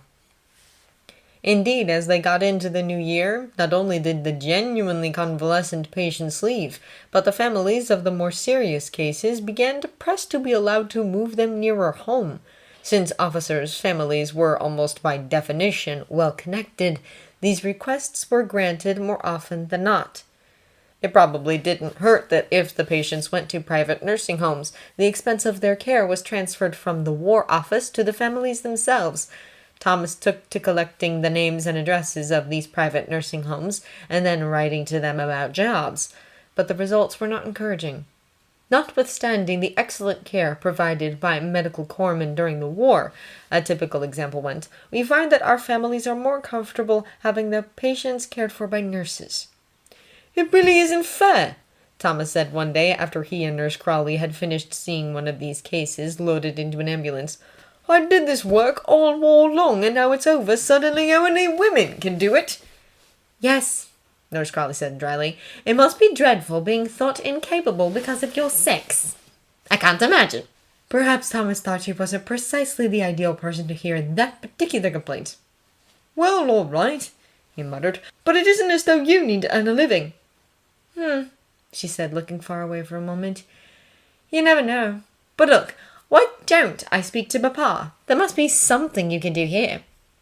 While Thomas was trying to decide which to start with of the many reasons that would never work, she went on, I understand that being a servant isn't what you want, but you can keep looking. Perhaps once things have settled down again, some opportunity will present itself. Opportunities might present themselves for people like her, but not for people like him. But he couldn't say that. It isn't just that, he said. I've Peter, Mr. Fitzroy, to think of now. With his arm, he can't live on his own. I've got to find something where I can have him with me. But that's what I mean, she said. You couldn't take your brother along to work in another house, but we all understand about him here. Mr. Carson won't have it, Thomas said more sharply than he should have. I mean, thank you for thinking about it, but even if his lordship forced him to take me back, he'd drive me to suicide within a month. And I can't leave gardening like Bob Dang. You need 2 good arms for that. There's nothing here that I'm even remotely qualified for that isn't under Carson. Nurse Crawley sighed. There must be a solution we're not seeing. No, there really didn't. But that was the sort of thing that Lady Sybil would never understand. Anna, Lady Sybil said as Anna arranged her hair for dinner. The Dowager was joining them, and Lady Sybil had agreed to make an effort for the occasion. Has Sergeant Barrow said anything to you about what he and Corporal Fitzroy are going to do once the last patients have gone? Anna met her eyes in the mirror. He hasn't, my lady. Mr. Fitzroy says he's very worried about it. Thomas is, I mean. Thomas was no more willing to discuss the subject than he had been before Mr. Fitzroy's return. That's what I wondered, just how worried he is. It's hard to say, Anna said. Lady Sybil bit her lip. I don't suppose he could really... My lady? It's just that he said something about... She hesitated and then went on in a rush. About taking his own life. I think it was a joke. I hope it was. Now it was Anna's turn to hesitate. He's mentioned it before. Not in a way that sounded as though he was serious. But John had never thought that Vera was serious about it either. And not since Mr. Fitzroy's been back. This was earlier today, Lady Sybil said. I don't think he was serious. I'm sure he wasn't. But I can't help thinking about Lieutenant Courtenay. The blind man whom she and Thomas had liked? My lady? He was being sent away. This was before we had the convalescent home. And he wasn't ready, and... Well... Sergeant Barrow found him in time. Before that we talked, the 3 of us, about how war throws people together, makes you care about each other, and then the army doesn't care about that, and... She shook her head. It just reminded me somehow. Thomas, Anna remembered, had thought that Henry Lang might commit suicide if he couldn't see a future for himself. He'd mentioned having seen it happen before. It must have been Courtenay that he was thinking of, and it had been being sacked, being without a job, that Thomas had thought might drive Henry to it. Yes, she said, omitting my lady this time because they were speaking as 2 of Thomas's friends, not as employer and servant. When Henry, the footman, had his troubles, Thomas was worried that he might do something like that. I don't know whether he was right, she added hastily, but that's what he thought. And that's why he thought it's so important to sort out the gardening job, so that he'd have at least one option besides that. Now Lady Sybil's eyes met hers in the mirror. He mentioned Lang to me as well. Today, I mean. He said that he couldn't get work as a gardener like we arranged for Lang because of his injury. I could try to speak to him, Anna said, knowing even as she said it that it wouldn't do much good. Thomas was wildly unlikely to take her up on an opportunity to talk about his feelings, and simply knowing that they cared wasn't the sort of thing that would matter to him. Lady Sybil arrived at the crucial point more quickly than she did. We must come up with something for him, she said, like he did for Lang. Even if it isn't really necessary, it won't do any harm. It was a kind thought, and was precisely the kind of expression of sympathy that Thomas would understand, but I'm afraid Mr. Carson is quite firm on not having him back, she said. Miss Hughes and I checked into it a while ago. She nodded. He said the same thing, Something that doesn't involve Carson. It was all very well, Anna thought, for Lady Sybil to say that. But what? They were two women, and whether one of them was a lady or not, their sphere of influence stopped at the doors to this house. A few days later, Major Clarkson called together all of the staff, orderlies and nurses alike, and announced that the convalescent home would be closing in 3 weeks' time. Any patients still in the Army's responsibility at that time would be transferred to Leeds General. VADs were to be discharged the day the last patients left. The orderlies would report to the Dermob Center a few days later to allow time for packing up all the hospital equipment. So that was it. Lady Grantham had been told the news even before the staff, of course, and by that night's dinner, everyone in the servants' hall knew that they were, as her ladyship put it, getting the house back. Carson spoke at some length about his hopes that the end of the war will bring about the return of the footmen, sparing no opportunity to glare at Thomas as he discussed the process of advertising for them and emphasizing that he expected applicants to be plentiful. Not even Peter could have thought for a moment that he was hinting that present company ought to apply, and by the 5th or 6th time this occurred, Thomas had had enough. Are you so sure you'll be here making those decisions then, Mr. Carson? Carson glared some more. Why wouldn't I be? You did say you'd hand in your notice if I stayed. Thomas, Peter hissed, and nearly made Thomas miss Carson gulping and going pale in the brief instant between absorbing Thomas's meaning and concluding, correctly, unfortunately, that Thomas was talking out of his arse. I wasn't aware you'd been offered a position, Sergeant, Carson said. Goodness me, I can't imagine how I'd have missed a thing like that. Well, not formally, Thomas said, because now that he'd started this, and why in God's name had he couldn't back down. But there's some upstairs who think I ought to stay. As what? Carson demanded. Thomas shrugged a little. Was he really going to say this? There'd be a vacancy for a butler. Apparently he was going to say it. This time Carson went purple instead of pale. What, really? Asked Daisy, who was bringing round more bread. Of course not, you silly sausage, O'Brien said. Thomas is just telling fairy stories. That stung, because she was right. No one with an ounce of sense in their head would think that Lady Sybil suggesting he might have some chance of being taken back on if he begged for it meant that they'd make him butler, of all things. If word of this got upstairs, they'd think he was insane. No, he told Daisy. I was just winding up Mr. Carson. And that's enough of that, Miss Hughes said sharply. Yes, Miss Hughes, Thomas said obediently. Later, after Carson and Miss Hughes had left, Anna said, You could be a butler, couldn't you? Don't start, Thomas said. He'd already admitted he'd been taking the piss. What more did they want? No, I mean it, she said. At a smaller house, probably. But you'd rather whole convalescent home. Being a butler can't be much more difficult. It wasn't, but that wasn't the point. No one would give him a job as a butler, except in a fairy story like O'Brien had said. I'm not old enough to be a butler, he said. It wasn't the most important reason, but it was the simplest. Peter said, Theo wasn't that much older than us. Theo had magic powers, Thomas reminded him. People liked him, for one thing, and there was that thing he did where he remembered everything about everyone. You could be a butler, maybe. I'm not sure there's a market for one-armed butlers, Peter said. About as much of a market as there were for surly, queer butlers who, when it came to waiting at table, might as well have only one arm. But Thomas just said, There ought to be. Robert? Cora said, turning around from her dressing table when Robert went into their bedroom. O'Brien was standing at her shoulder with a hairbrush and an expression of excessive innocence. You haven't said anything to Thomas that would give him the idea that if Carson left, we'd make him butler, have you? What?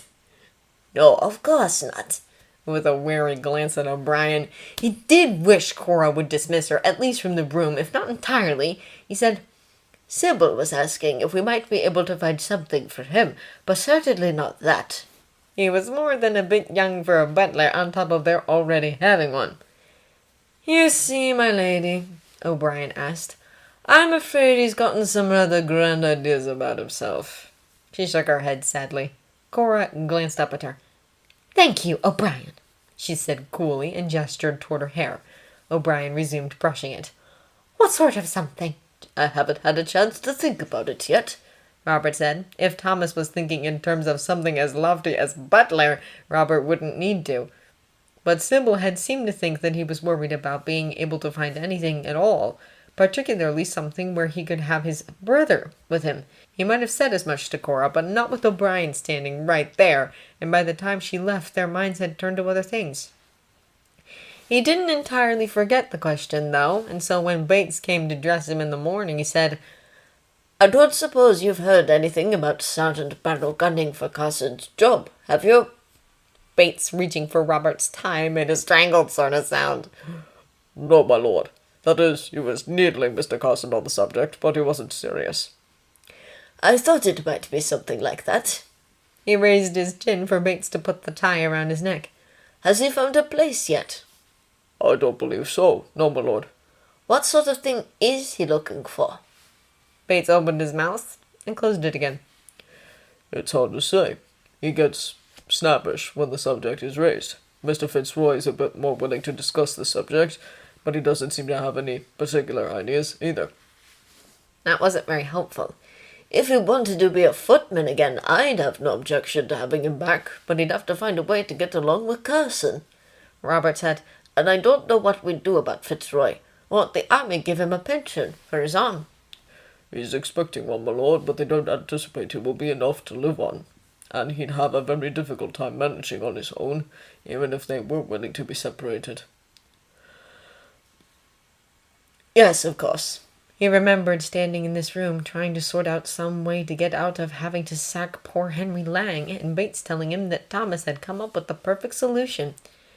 It was a pity he couldn't come up with something just as neat for himself. I'll keep thinking about it, he said, and changed the subject. Have you finally finished settling things with the late Miss Bates? He hadn't had to make any trips to London lately. I believe so, my lord.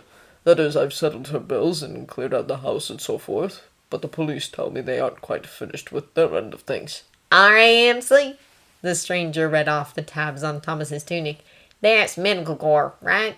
A yank from the sound of him. Yeah, Thomas said, giving the bloke a disinterested sort of glance. It wasn't the right sort of place for anything else, and even if it had been, he was taken.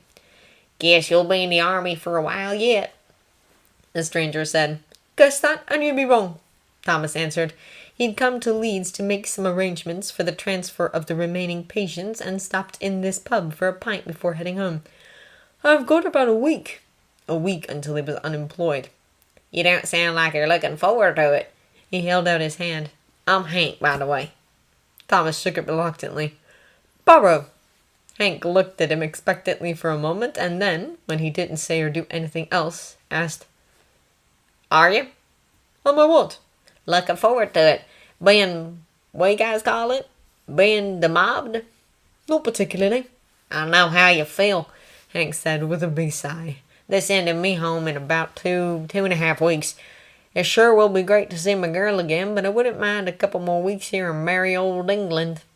It was nearly half an hour until the train back to Downton.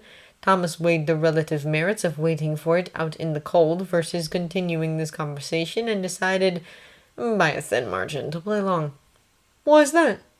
Well, I just came into a business opportunity, Hank explained. If it had all worked out, I would have made enough dough to set me and Betty, that's my girl, up real nice. He sighed dejectedly. Now I'll be lucky if I can get back my investment before I have to leave. Thomas sipped at his pint. Not even an American would be dumb enough to try and unload a legitimate business opportunity to a stranger in a pub. But that did leave some room to maneuver. What kind of business opportunity? Find anything promising? Anna asked, nodding towards the newspaper Mr. Fitzroy had in front of him on the servants' hall table. It was opened to the Situations Vacant section. She'd not have dared ask that question with Thomas anywhere in earshot, for fear of getting her head bitten off. But he was in Leeds on hospital business. Not really, Mr. Fitzroy said with a sigh. Most of what's going are skilled jobs. Plumber's mate, builder, railway conductor, baker, restaurant waiter might have worked if not for his shoulder. Do you think something will turn up? She not have dared ask that question of Thomas either. Lady Sybil had reported that Lord Grantham didn't have any ideas either, although she was optimistic that something might come to him later. But with the closing of the convalescent home looming, they might not have much time. It'll have to, Mr. Fitzroy answered. Something in a shop would be good, I think. I haven't seen many of those in the paper, but they probably mostly put a sign in the window, don't you think? Once he's finished here, we'll go to York or Leeds or somewhere, so we can look around in person. I'm sure you're right, Anna agreed. Mr. Fitzroy sighed. I'm not, he admitted. We'll find something, he added quickly. But it might be... He trailed off. Which do you think he'd hate worse? He works in a factory and we live in a boarding house together, or he gets a place as a valet and I find a nearby widow who's willing to take in a lodger. Anna couldn't imagine Thomas working in a factory, doing work that was rough and dirty and mindless. Valet was what he'd always wanted, but if he had to be apart from Mr. Fitzroy... I couldn't say. She had never quite found the right moment to confide in Mr. Fitzroy what she and Lady Sybil were worried about. Not quite decided if it was a good idea to do so, but it seemed that Mr. Fitzroy was already thinking along similar lines of last resort options. If it's the first one, and it really comes down to it, I'll write that Rollins fellow and beg, Mr. Fitzroy said, confirming what she just thought. You know him. Do you think he'd pretend it was his idea? I'm not sure Thomas could stand it otherwise. That's right. Corporal Rollins' father managed a factory of some kind, didn't he? I expect he would, she said. He thinks a lot of Thomas. For the other, Mr. Fitzroy continued, slipping a piece of notepaper out from under the newspaper. What do you think of that? Experienced manservant, Anna read. Wartime hospital orderly seeks position as valet. Ideal for crippled gentleman. Excellent character. It ought to work, she said. Thomas would have pointed out that ought buttered no parsnips. But Mr. Fitzroy said, there are quite a few situations vacant for private duty nurses. I even thought of applying to some of those. A hospital-trained valet isn't something most people would think to look for, but it might be just the ticket if they knew it was an option. That was just what Anna had been thinking before Mr. Fitzroy came back. I didn't think you were too terribly worried about it. Thomas is worried enough for both of us, he said, slipping the paper into his pocket. He'd taken to wearing one of Thomas's old suits now that he was out of uniform. Hope for the best, plan for the worst. That's my motto. You never know. He certainly can't apply for places as a valet saying he needs to bring his brother with him. But perhaps once he's gotten the place and made himself invaluable, it would seem a bit more reasonable. Or he could start out working on a factory line and eventually they figure out how clever he is and move him into something better. But that way it did seem plausible. Thomas doesn't see it that way, she noted. No, Mr. Fitzroy agreed. He'll plan out every possible way that a thing could go wrong, but he'll barely even let himself think that things might start out a bit unpromising, but then get better. He got out his cigarettes and, receiving a nod of permission from Anna, lit one. Shortly before we met, something happened that was fairly terrible, and that he wasn't expecting at all. I think he decided then that he'd never be taken by surprise like that again. You mean about his father? Anna asked. Mr. Fitzroy glanced at her sharply. He told you about that! When you died, she said. He said someone alive ought to know. Mr. Fitzroy went quiet for a moment, as Anna supposed anyone would after being reminded of his own presumed death. He shook it off, though, and said, Yes, that was it. He says he knew all along his father didn't like him, but it isn't the sort of thing anyone would see coming. Finding out your dad's not your dad, and he always knew it. No, Anna said. Nobody could expect that. Not even someone whose first thought, hearing that a man's estranged wife was desperate to see him, was that she was planning a murder. Though, given that she'd committed suicide right after Mr. Bates left, Thomas hadn't been too far wrong. Perhaps she'd even planned to give the poison to Mr. Bates as well.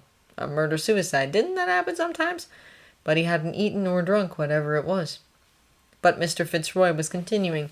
So he's always expecting something awful to come out of nowhere, and he thinks, unconsciously of course, that if he can't stop it happening, at least he can anticipate it. He shrugged his shoulder with the missing arm, which Anna always found a little unsettling. Or that's what I thought after I first tried to read Freud. Anna had heard of Freud and had a vague idea that he wrote about dreams and things. He's German, isn't he? Austrian, I think, Mr. Fitzroy said doubtfully. I read it in Germany, but the book was a French translation. There was a lot I didn't get, and some that I thought was nonsense, but it gave me some things to think about. Mr. Fitzroy nattered on for a while about the unconscious mind and repression and various other things that Freud had apparently written about. Anna was reminded of how Thomas enjoyed showing off the pockets of esoteric knowledge he'd picked up from God knows where. She wondered which of them had picked up the habit from the other.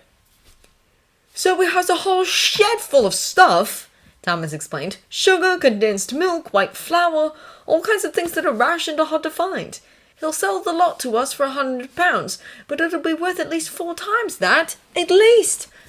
"I don't know, dearest," Peter said. "Why would he give such a good opportunity to a stranger in a pub?"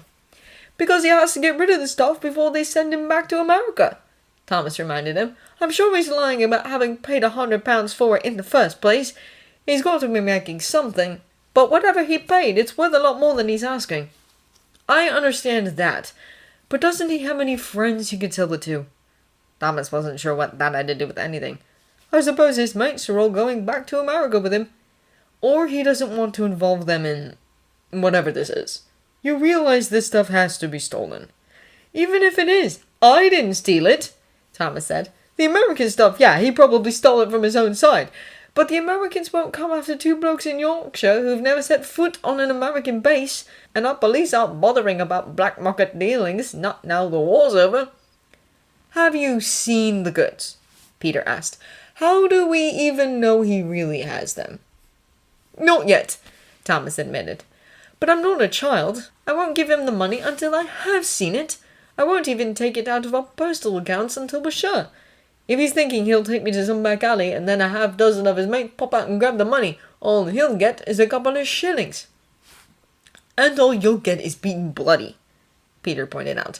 "That's a risk I'm willing to take. Look," he said, taking out the notes he'd scribbled on the train back. "We buy the stuff, we rent a shed to put it all in, and here's our living expenses while we sell it.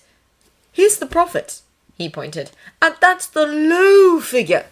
We'll probably get more. With all that money, we can open up a real shop. Fitzroy and Barrow, fine groceries. We'll both work there, and we'll live above the shop. I'll do the record keeping. It can't be too difficult from hospital supply inventories, and you'll do the charming the customers bit. It'll be all our own, and nobody can take it away from us." Peter lit 2 cigarettes and passed one to Thomas. "It would be lovely. I've been thinking that working in a shop would be the perfect thing for us. But we'd be risking just about every penny we have." "That's the beauty of it," Thomas said. "If it goes wrong, if the rationing stops the day after we buy it, say, we won't make a profit, but it'll still be worth something, and it might take longer to sell than I figured on, but none of it's perishable. As long as we manage not to get robbed, we really can't end up much worse off than when we started. Trust me." "I do trust you," Peter said. "It's the bloke you met in the pub I'm not so sure about." "Of course I feel a bit ridiculous telling you this," Fitzroy concluded, "after saying yesterday how Thomas always expects the worst to happen." And I had to admit that Mr. Fitzroy had just told had so many hallmarks of a confidence scam that she thought even Daisy would smell a rat, let alone Thomas. He went on. "But he's always had a weak spot for a sudden reversal of fortune. He's more likely to gamble on a long shot than bank on a bit of ordinary good luck or human kindness." He sighed. "And I've never been very good at bringing him back to earth." "Well, you can't put all of your money into a scam just because you don't want to disappoint him," Anna pointed out. "No," he said. "I'm not too worried about losing it all on a scam, really. Thomas has thought of that, and between the 2 of us, I think we've thought of most of what this Hank the Young could be pulling." "Oh?" Anna said. "Every housewife in Germany had to be an expert in black market scams by war's end," he elaborated. "And our civilian workers taught us all the tricks before we left, opening packets along the seam and refilling them with brick dust and so on. Some of them even found a way to empty out a tin through a pinhole, a tin of oil or condensed milk, say. seal it up again after they've refilled it with water. If it's something like that, I'll spot it, and Thomas has thought through a number of ways they could get the money and run, without giving us anything for it. Of course he had, though Anna was reassured to hear it. But you're still worried? He looked away. I'm not sure how it is here, but the black market in Germany, everyone dealt in it. They'd have starved if they hadn't. It was mostly desperate people and confidence tricksters, but there were some serious criminals too. The kind who wouldn't let you just walk away if you tumbled to the scam. Anna hadn't thought of that, and it was hard to believe there could be anything like that in Yorkshire. But these were Americans. Most of the country was perfectly civilized. Look at her ladyship. But there were parts that weren't too far off from the days of the Wild West. I suppose it could be dangerous, she said, though I think a confidence trick is more likely. Or trouble with the police. Fitzroy nodded. He says the police aren't too bothered about the black market, but I wonder if he's right. Anna hesitated. I don't think they are looking for people who'd bought from it, she said. Miss Patmore, she knew, dabbled a bit. But selling might be a different matter. That's what I was thinking, he agreed. I'm not sure who he'd have heard about the selling side of it from, apart from this Hank, who has every reason to lie, she finished. However you look at it, it really isn't the most practical plan. No, Mr. Fitzroy said sadly. He wants us to take the profits from this scheme and have our own shop. He's always wanted a shop. Anna recalled that Thomas's father, or rather not his father, had owned a clock shop. A grocery shop? She asked. Not exactly, but I suppose that's good enough. God knows I'd cut off my other arm if it would get him the clock shop back, but this isn't that. No, it wasn't. Would you really make enough money for a shop, if it all went well? Possibly.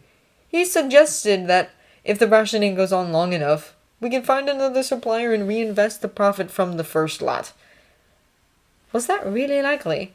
The first supplier had been found by pure chance, but perhaps if they were operating in the black market, they'd come into contact with others. But surely that would increase the chances of running into trouble with the authorities, or encountering some of those serious criminals that Mr. Fitzroy had mentioned. I don't think it's a good idea. Mr. Fitzroy slumped. You're right. I was hoping you'd see it differently, but... He sighed. Will you help me talk some sense into him? Anna couldn't begin to imagine how she could possibly talk Thomas out of something that Mr. Fitzroy couldn't. But she said, I'll certainly try. So you'd be interested once I have the stuff? Thomas asked. Miss Patmore had been complaining again about the rationing, and he'd taken the opportunity to pull her aside and suggest that he and Peter could be the household's newest supplies. Only if it's good quality, mind you, she said. But of course, Thomas said. He strolled out of the kitchen and back to the servants' hall where Peter was talking with Anna. I've just lined up our first customer, he announced proudly, but quietly enough that Jane, a few seats down, wouldn't hear enough to feel she could ask questions. Peter and Anna exchanged a look that Thomas didn't like very much. Miss Patmore, Peter said. She jumped at the chance, Thomas said, embellishing a bit. The stuff is going to nearly sell itself. As much food as the house went through, she'd be good for a sizable share of their inventory, and once word got round that the big house was buying from them, well... Peter reached for his cigarettes. Let's go outside, he suggested. There was no real reason they had to. O'Brien was off somewhere. But Thomas agreed. Anna followed, which gave Thomas an unsettled sort of feeling. So, about this black market business, Peter began once they'd lit up. Don't tell me you're getting cold feet, Thomas said, trying to keep his down light. Peter sighed. It just seems risky.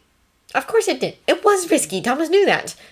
Have you got any better ideas? He asked. It came out a bit more harshly than he intended. I mean, do you? Not really, Peter admitted. He glanced over at Anna.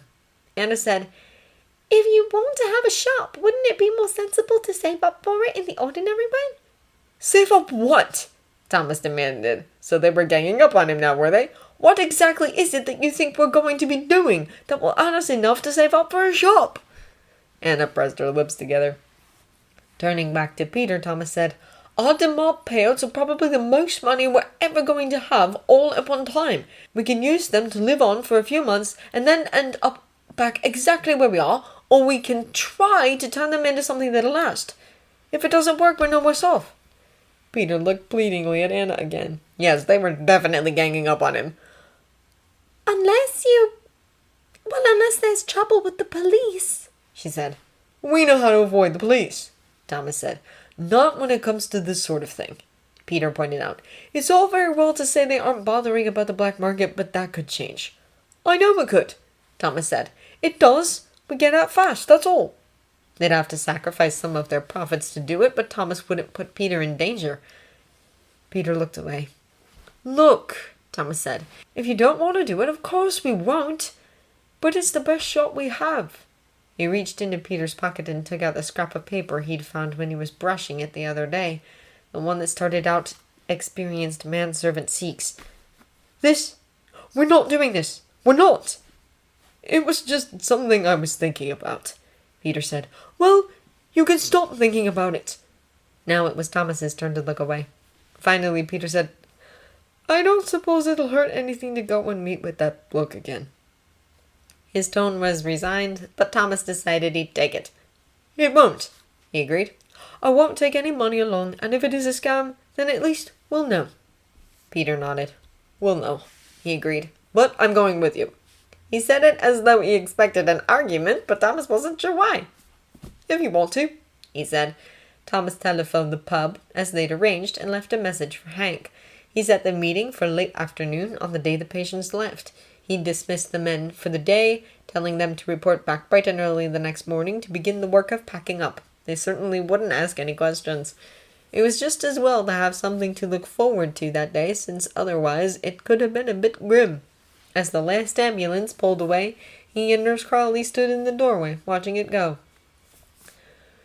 "Well," she said, reaching behind her head to untie her headscarf. "That's that." "It is," Thomas agreed. "My lady." She gave him a wry smile.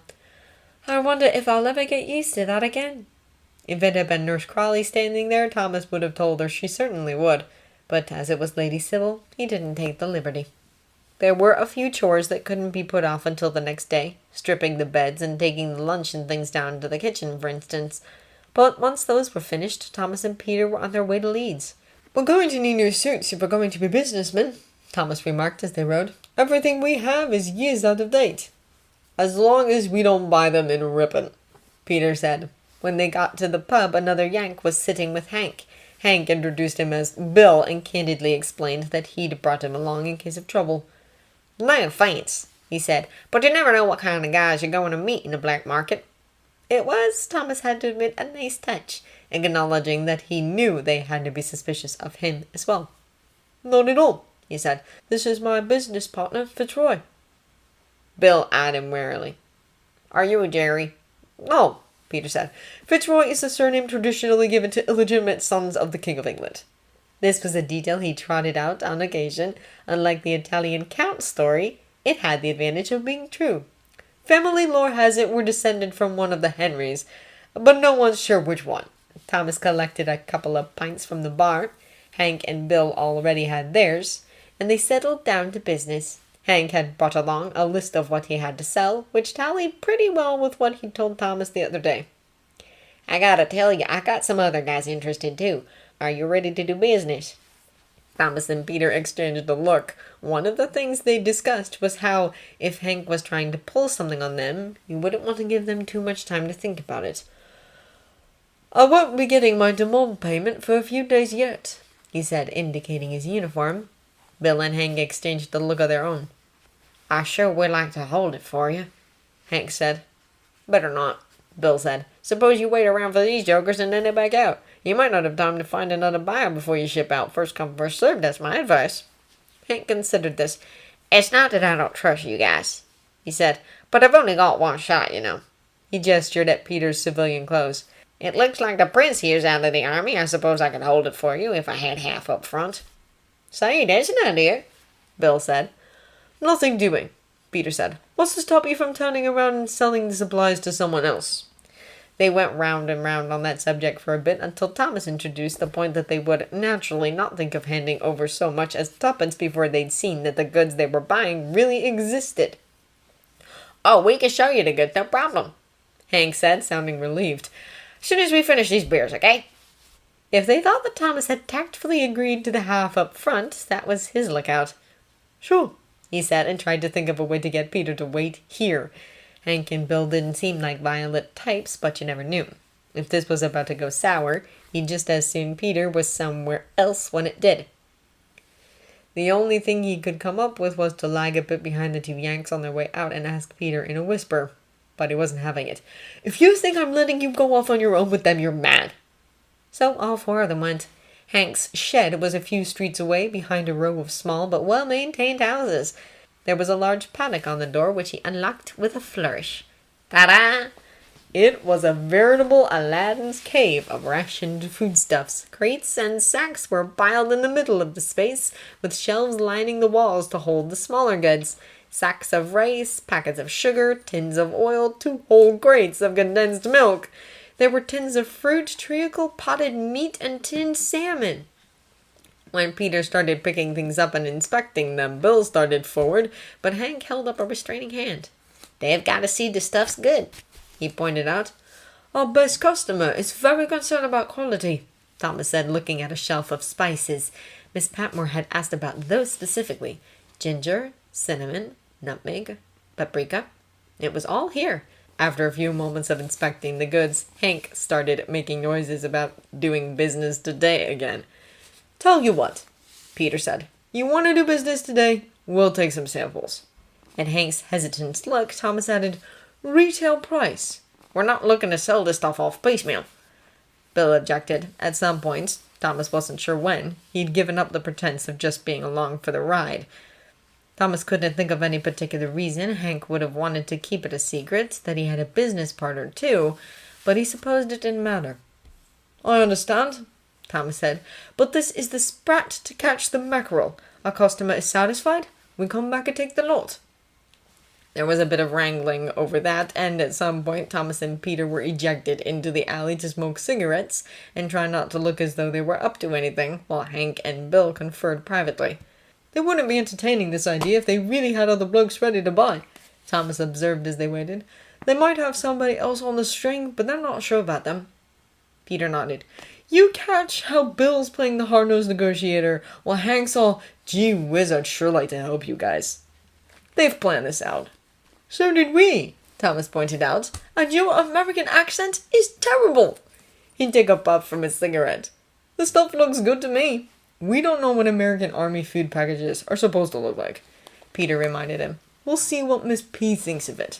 That was a good idea, Thomas allowed. In due course, Hank and Bill admitted them back into the shed and agreed to let them take a limited selection of goods. Just the stuff we've got plenty of, Hank said. The spices and things, we've got to have those to draw in and expire if you guys disappear. Thomas agreed to this, and Bill loaded up a U.S. Army rucksack with some flour and sugar, a tin of oil, a packet of powdered eggs, and a few other things. They handed over £1 for it, which was just about all the cash they had on them. Luckily, they'd gotten return tickets for the train, and set out. See, Thomas said as they walked to the railway station. Perfectly nice, honest sellers of stolen goods. You're too cynical sometimes. Peter laughed and shoved his shoulder against Thomas's. This could work, he admitted. If this stuff really is good, it could work. That's what I've been saying, Thomas reminded him. It's just something his lordship said recently I can't get out of my mind, Mr. Bates said.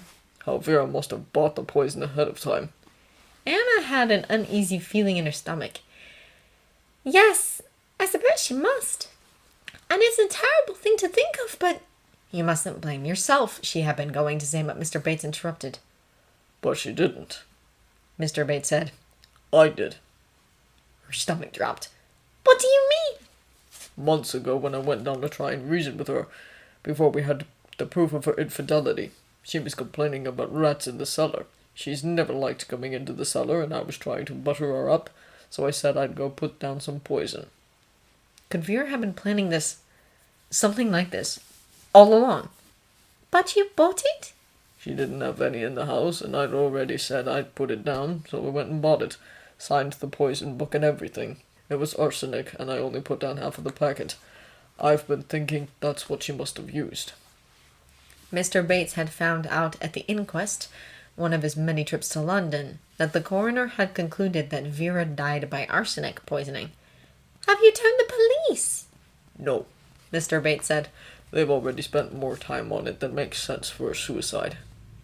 "Tell them," Anna said. "If you don't and they find out, it'll look bad." Mr. Bates would have a motive to kill Vera. The divorce was a sure thing, but it was likely that the judge would order a settlement on Vera. This way, he didn't have to pay her anything, and he got the marital property as well. Anna, Mr. Carson said. are you waiting for the tea to carry himself upstairs?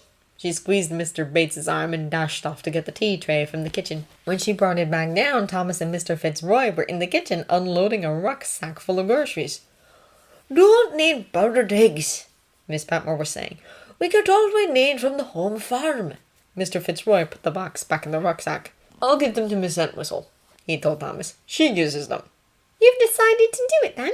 she asked, setting the tray down on the work table. "Samples," Thomas explained. "We bought a bit to make sure the stuff's good and to show the Americans we're serious. If Miss Patmore and Miss Entwistle approve it, we go back for the rest." Miss Patmore tore open a packet of sugar and put a pinch on her tongue. "Daisy," she yelled, "we're making tarte tatin for tonight's pudding. Stir your stumps." "Oi!" Thomas said. "That stuff isn't free, you know." Anna left them to it and found Mr. Bates in the servants' hall. There were too many people in there for a private discussion. Their own tea would be starting before long, so they repaired to the boot room. Before Anna could raise the subject of arsenic, Thomas and Peter came in too.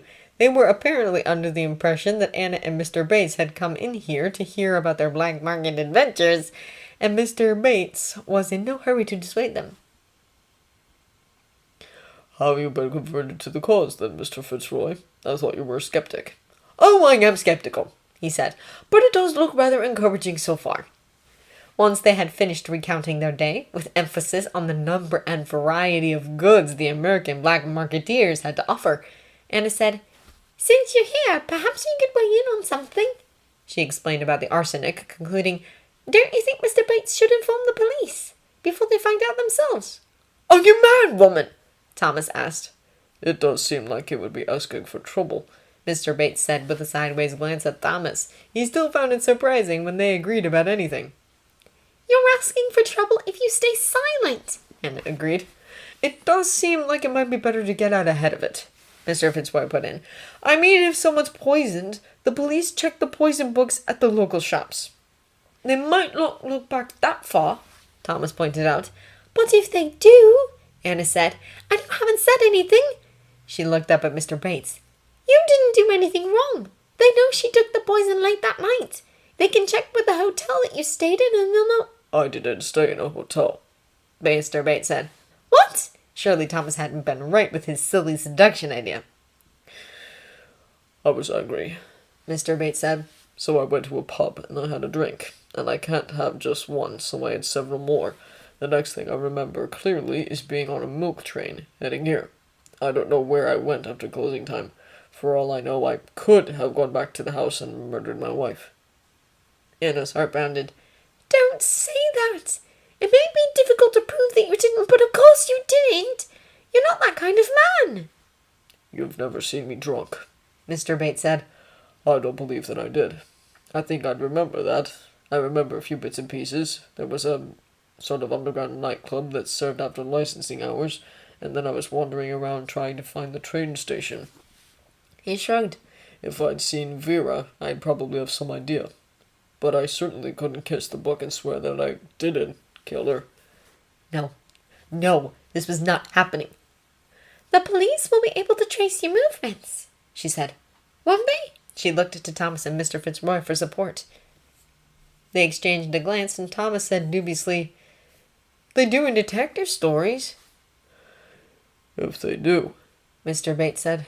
and they start at the pub I remember going to, they'll probably find someone who will tell them I said I wished my wife would drop over dead. Because I did say that. Several times. To anyone who would listen. "I feel a bit guilty now," Peter said as they walked toward the village. Peter had been invited, personally, by Miss Patmore, to stay to dinner, so they were going down so he could tell Miss Entwistle he wouldn't be in, and to give her the powdered eggs. Things are looking up for us, and now Anna and Mr. Bates. He didn't kill her, Thomas pointed out. Bates liked to accuse him of being dramatic, but he had a bit of a thespian streak himself. It's not the sort of thing you forget doing, no matter how drunk you are. It doesn't look good, though, Peter said. There must be a reason they didn't rule it as a suicide.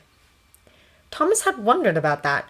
Apparently inquests usually determined both a cause of death, arsenic in this case, and a manner of death, such as accident, murder, or suicide. Anna had suggested that they'd avoided the verdict of suicide so that Vera could be buried in consecrated ground. Something that made them suspicious, Peter continued. I know what Anna thinks, but, well, Miss Bates isn't anybody important. Would they really leave the case open to spare the family when no one was even asking them to? But that way it didn't seem likely. It's funny how they keep dragging him down there to ask him questions, Thomas agreed. Maybe they already know about him buying the poison. Maybe, Peter said. But I read somewhere that when a woman's murdered, it's nearly always the husband or lover. Since she had one of each. For Anna's sake, let's hope her lover is without an alibi for that night, too, Thomas said. Miss Entwistle was glad to have the powdered eggs. I was just wondering how to stretch this bit of cold ham, she said. I'll make us a nice egg pie for our supper. We'll have enough that your brother could stay too if he likes. Peter broke the news to her that he wouldn't be staying. We took some supplies to the big house, too, he explained. So they've invited me to help eat them. But I'll expect a full report on whether the eggs give complete satisfaction. If they do, there's more where they came from. After securing Miss Entwistle's promise to give her verdict, they turned back for the house. Thomas lit them a couple of cigarettes, wishing he could really kiss Peter. Just having him back was lovely, of course, but it had been a long war. He eyed the Etruscan temple as they passed it. It might offer the requisite degree of privacy, but not, unfortunately, protection from the elements. I wish it was summer, he said with a sigh. Why? Peter asked. Carson was very firm about our not doing anything illegal in the house, Thomas explained. He didn't say anything about the grounds. He looked back towards the village. Do you suppose once we're both at the Entwistles? The couple had been glad enough to have Peter stay on after he was demobbed, paying the same rate the army had paid for his billet. Since they didn't expect their surviving son back for some time yet, they'd agreed to take Thomas on the same terms once Wiggins had left. The last of the hospital personnel were staying on a few days longer than the convalescent home ones, so Thomas hoped they didn't chuck him out of Downton the instant he was demobbed. No, Peter said. Their bedroom is right next to ours, and we can hear Miss Entwistle snoring all night. We can't risk it. Damn! I'm not sure I'll be able to get my hands off you, Thomas said frankly. I'll have to go to York or somewhere and get a room. We'll be going down to London for my things, Peter pointed out. A London hotel would be a bit safer. True, but arranging that trip would require writing to Sir H's housekeeper and awaiting a reply. Once Thomas was demobbed, they could go to York without answering to anybody. The garage came into view, glowing like a Chinese lantern. Thomas began to think. Under this roof, Carson had said. Not on this estate or at Downton Abbey. Not that such parsing would make any difference if they actually were caught. But a figure emerged from the garage, then turned back and met another figure in a parting embrace. Thomas held out his arm to stop Peter going any closer. Hold on, he said. He shifted into the lee of a convenient tree, so handy that the wind was coming from the direction of the garage, and lit a couple of cigarettes. I don't think this is the place for it, Peter joked. No, but I'm having an idea. The two figures separated. The second one resumed its walk toward the house, and in the moonlight resolved into Lady Sybil in a dinner dress and her nurse's cloak. Right, he said. Let's give it a minute. By the time they had finished their cigarettes, Lady Sybil had disappeared inside the house, and the other figure had gone back to doing something under the bonnet of the car. Come on, Thomas said, starting for the garage. It was cozy enough, really, with a wood stove in one corner. Private enough, too. Branson's cottage was just across the way, but it didn't matter what he saw. Branson, Thomas said, you're finished for the night after you take the dowager back home, aren't you? The old lady was dining with the family that evening. I am Miss Curly, Branson confirmed wearily, wiping his hands on a rag. Why? Leave the garage unlocked after you've done it, Thomas said. Why? Branson repeated, his tone much more suspicious. Because you want us to forget what we just saw, Thomas said. Thomas, Peter said. Turning to Branson, he said, because we need to have a private conversation and it's too cold to have it outdoors. He glanced sidelong at Thomas. But also the other thing, if you're tempted to get curious what we're talking about. Branson sighed. You're not going to do anything to the cars, are you? We're not the socialist saboteurs yet, Thomas pointed out. You'll like it when you've finished... He barely hesitated. Talking? Of course, Peter said. And put out the lamps, etc. Fine, Branson said with a put-upon sigh, his voice hardened. But don't you dare threaten her again. Thomas decided not to try to explain that it was Branson he'd been threatening. Understood. Dinner was agonizing, even with the tarte tatin, of which Miss Patmore had permitted Daisy to make a second one for the servants' table. I won't ask where you got the sugar for this, Miss Patmore, Carson said, accepting a generous slice. Ask me no questions, and I'll tell you no lies, Miss Patmore said airily. The tart was delicious, and it was almost unnecessary for them to go into the kitchen afterwards for confirmation that the samples had met expectations. If it's all like that, I'll be your best customer, Miss Patmore said. Peter said thoughtfully. But Thomas didn't bother asking. Bedroom bells were ringing, which meant that the family had gone up, which meant that the Dowager and Miss Gurley had left, which meant...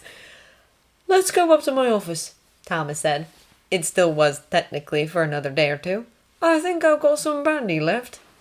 They went, and Thomas did grab the brandy, but as soon as the coast was clear, they escaped out one of the French doors in the recreation room, or perhaps it was the library again already, carefully making sure the latch wouldn't fall closed, and knock them out.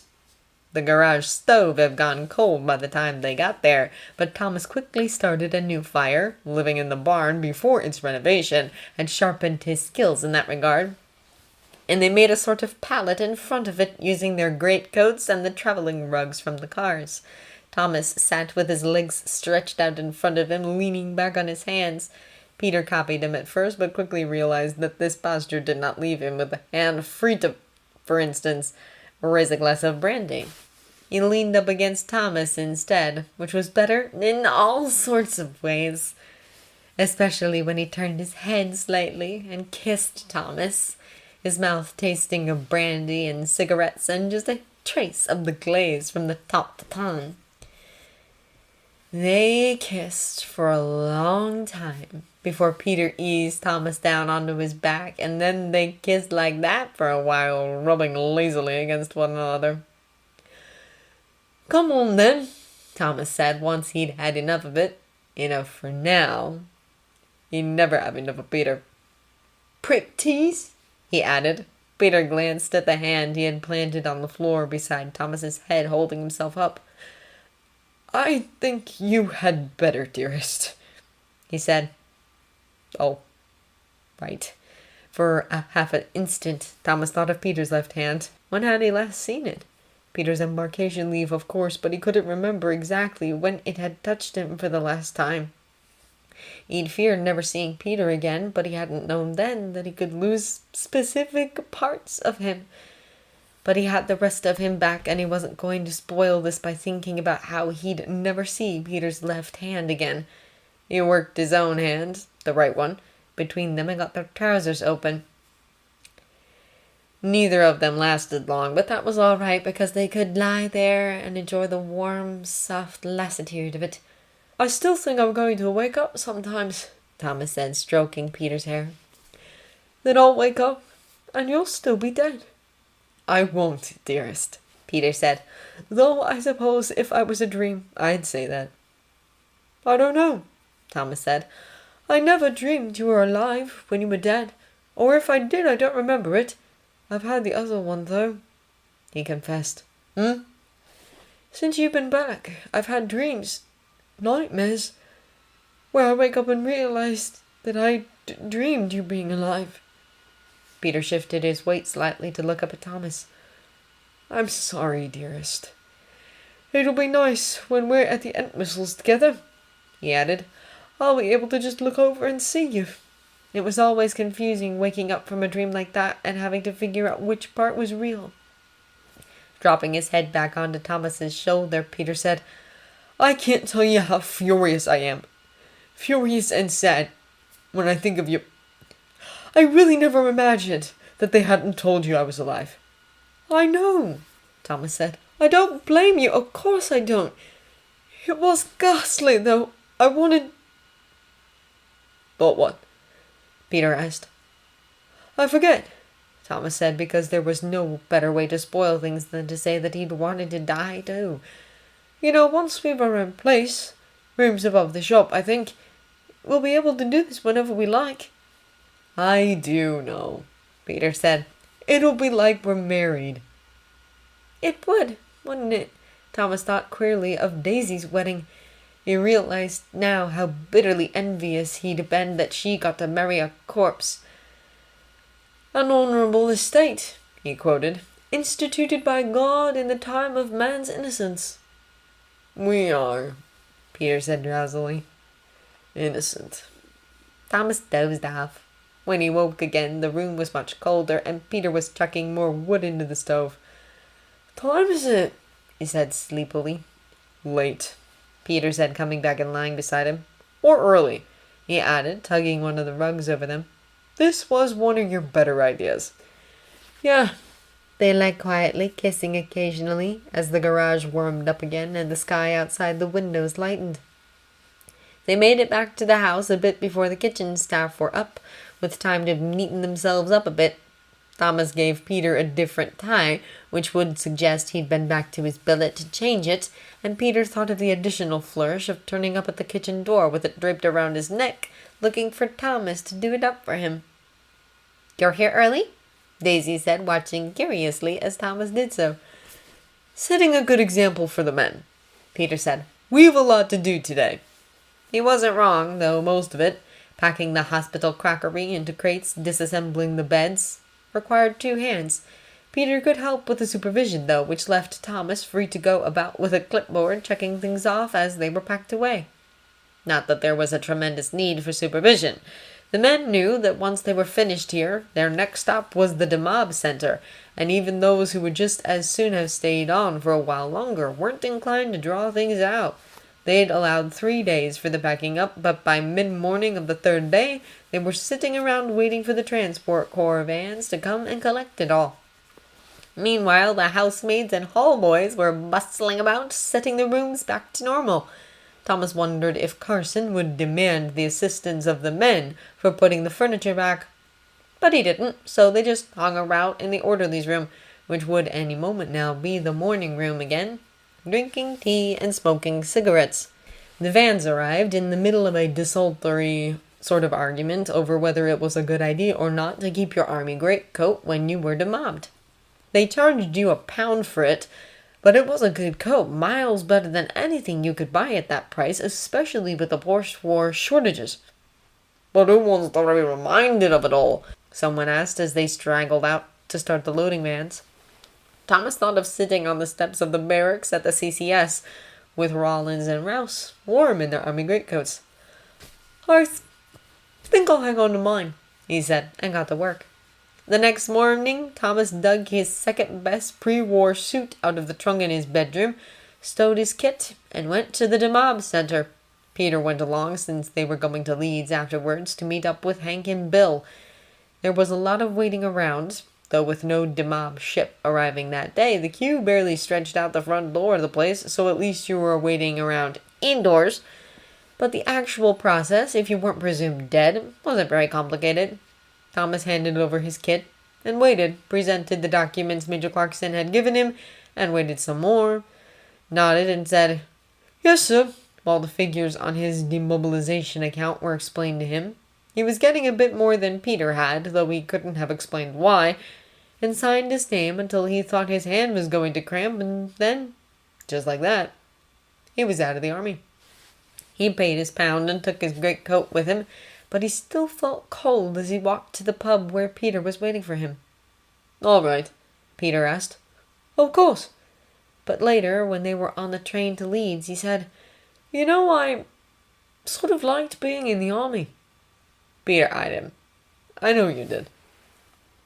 "I didn't," Thomas said, eyeing him back. "No, I mean."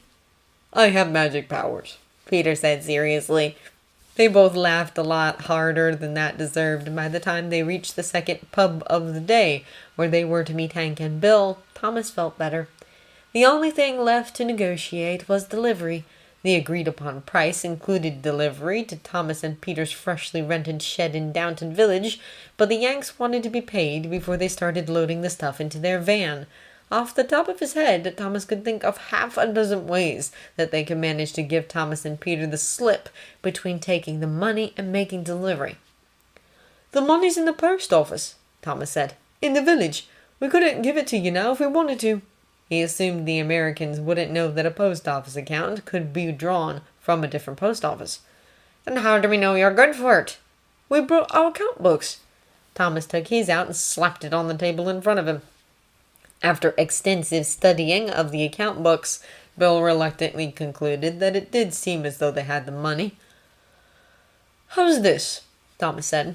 "We load up the merchandise and go to the village together. The stuff stays in the van until we," he indicated Peter and himself, "draw out the money. We show it to you and give you half. We unload the stuff into our shed and then give you the rest." Peter chipped in. "If you like, we'll give you £1 up front for the petrol.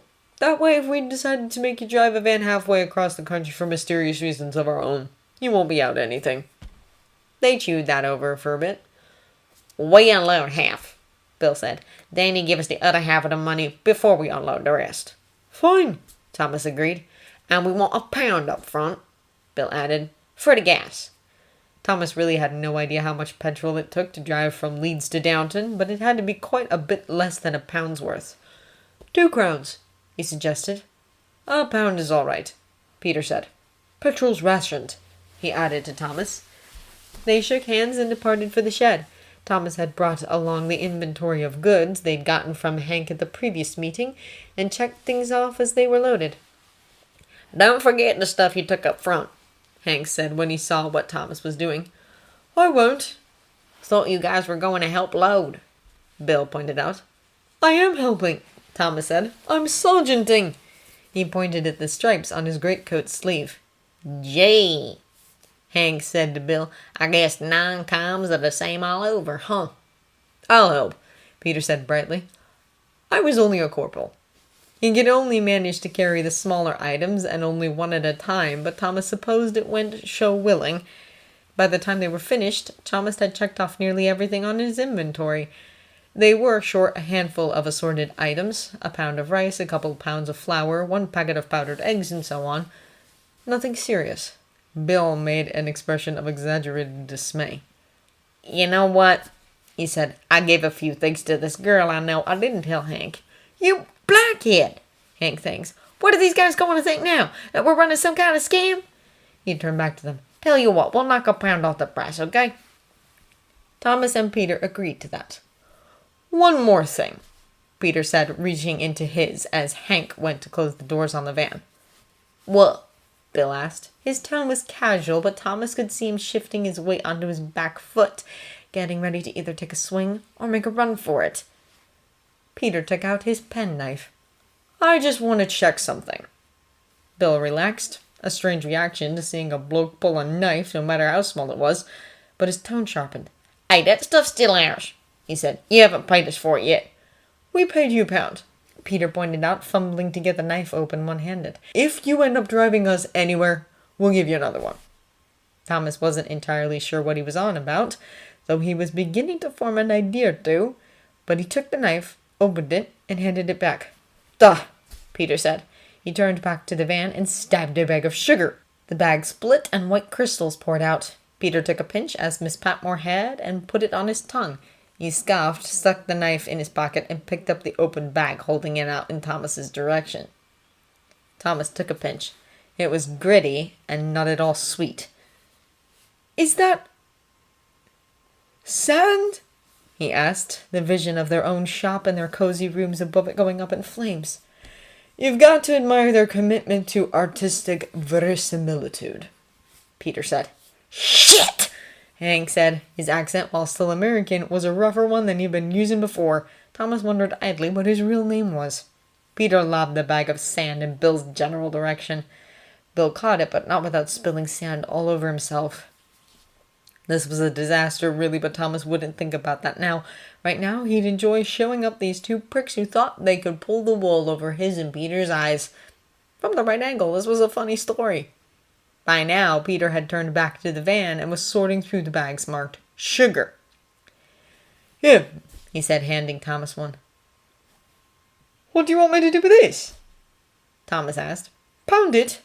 That one's real, Peter said. At least I think so. He turned to Hank. The little red spot on the bottom, those are the ones you have in case people ask to inspect the goods. Ah, Hank said. Hey, I don't know what's going on here. The guys we bought this stuff from must have pulled a fast one on us. Did they? Thomas said with savage glee. Golly! Well, we'd better see how badly they fucked you over, shouldn't we? He got out his own penknife and went at a bag of tapioca, which proved to be gravel, and then a bag of plaster labeled as flour, some ashes masquerading as black pepper, and so on. He went on long after the point had been made because it was satisfying to stab things, and there was no way at all that a bloke could get in any sort of trouble for tearing apart some bags of rubbish being peddled by a couple of black market swindlers. He didn't stop until he was out of breath and half covered in chalk dust and plaster and whatever else. He was a little surprised Hank and Bill hadn't stopped him. The stuff wasn't worth anything, but they'd have to do the packages up again before they could try this scam on anyone else. But when he looked around, they were nowhere to be seen. They scarpered a while ago, Peter said, handing him his lit cigarette. Feel better? Not particularly, Thomas said, taking it. Think I got sand in me eyes. That had to be why they were stinging. Yeah, Peter said. You probably did. Handing Thomas his cigarette, he stabbed open a condensed milk tin and used the water inside to dampen his handkerchief, which he then used to wipe off Thomas's face. Here, Thomas said, sticking his own cigarette in his mouth and holding Peter's out to him. Trade you. He took the handkerchief and finished cleaning his own face. How'd you figure it out? I wasn't really sure until I saw it for myself, Peter admitted. But they were awfully eager to get their hands on the money. They couldn't have thought we'd grab the stuff and run, not when it was their van it was going in, he added. And, both of them have got 2 arms. I could have taken them both, Thomas said. I know you could, Peter said agreeably. But they didn't. He resumed his explanation. So I thought there had to be something they didn't want us to notice, or at least wanted to have as much of the money as they could, before we noticed. I remembered seeing the marks on the samples they gave us. You remember how I checked everything over, looking at the seams and so on? Yeah, Thomas said. I thought it was just part of the packaging, but then when I started loading the items, I saw that most of the packets didn't have it. I remembered Miss Patmore saying something about if all the stuff was as good as what we gave her. And then I thought if some of the stuff would stand up to inspection and some wouldn't, they'd need a way to tell which was which. You do have magic powers, Thomas said admiringly. About all I noticed was that when you got out your knife, Bill was glad to see it wasn't a warrant card. Not that it did much good, him spotting that when the whole thing was about to unravel anyway, but he didn't want Peter to think he was completely useless. And I reckon a bit about the count coming up short was to make me think how clever I was catching them out. Likely enough, Peter agreed. They were good, but were better. He tossed away his cigarette and shook the last of the gravel out of what was supposed to have been a sack of rice. Sticking the marked bag of sugar in it, he said, We might as well check if there's anything else here worth taking home. They took our pound with them, so I think we can safely say we've bought the lot. He had a point. But before they got too far into it, Thomas carefully sliced open the marked bag of sugar and tasted it. Seems real to me, he said. Here, you try. Peter agreed, so Thomas wrapped the now open bag up in another empty sack, and they got to work sorting through what was left in the van. There was a bit more of the real stuff than Thomas would have guessed. Several bags of sugar, some packets of powdered eggs, a couple of tins of condensed milk, a bit of rice and flour. He wondered whether, when they got to the village, Bill and Hank would have found some way to hang on to the genuine goods. Most of it was loaded near the front of the van, which suggested a few possibilities, but he supposed it didn't really matter. Rummaging around in the van, they found a rucksack like the one they'd taken their samples away in, which allowed Peter to carry his share of the load. It was also a good bit more discreet than the sack Thomas was carrying over his shoulder like Father Christmas. If anyone asked, he thought, they'd say they'd won the stuff gambling with some Yanks. It could be true. Not a bad value for a pound, really, Peter said as they started toward the railway station. Thomas nodded, toting up figures in his head. We should clear enough to cover the shed. They'd paid 3 months' rent on it in advance. Perhaps they could live in it. Luckily, they got back to Downton without being questioned about Thomas's suspicious sack of rationed goods. They took the stuff into the kitchen, where Miss Patmore fell upon it like a child on a Christmas stocking. A disappointing Christmas stocking. Where's the cinnamon? She demanded. The ginger, the treacle. That's all there is, Thomas said curtly. He wouldn't have said any more about it, but Peter launched into the story of how he and Thomas had outwitted 2 confidence tricksters. It was a good story. Everyone was listening raptly, but Thomas was in no mood to hear it. He slipped outside and sat on the back step smoking. Some time later, Peter came out and sat on the step beside him. We'll be all right, he said. I know, Thomas lied. It would have been nice if it had worked, Peter said. I don't know why I ever thought it would, he answered. I don't know how much more obvious it could have been that it was a scam. I'd have fallen for it if you weren't there. But I was there, Peter pointed out. We're a good team, aren't we? Yeah, Thomas agreed, breathing in sharply through his nose. That's the lesson here. Not that it was stupid to ever have wanted it to work. Thomas looked over at him, startled. Magic powers, Peter reminded him. I know you, he continued more seriously. You realize I've known you for nearly half your life now. Thomas hadn't thought of that. I guess you have. I'm going to know you for the rest of it too, Peter continued. Look, we tried something. It didn't work out, but we're all right. We only lost a bit of money and we still have each other. He took Thomas's cigarette out of his hand and took a drag from it. With the knife, he said, when you opened it for me. Yeah? You hadn't quite worked out what I was going to do with it, had you? They'd already been over this. Peter had spotted the trick. He hadn't. No, he said grudgingly. Then why'd you open it for me? Because... How was he supposed to answer that question? He'd opened the knife because Peter was trying to open it. Because whatever you wanted to do with it, I wanted you to do. Yeah, Peter said. That's what I'm going to remember about today. It was a nice thought, but... Thomas shook his head. I just wanted us to have something, he said, his voice thick. We do, Peter said. I have you, and you have me. We'll figure the rest out. Wrapping his greatcoat around himself and pressing his shoulder against Peter's, Thomas let that be, for this moment, enough.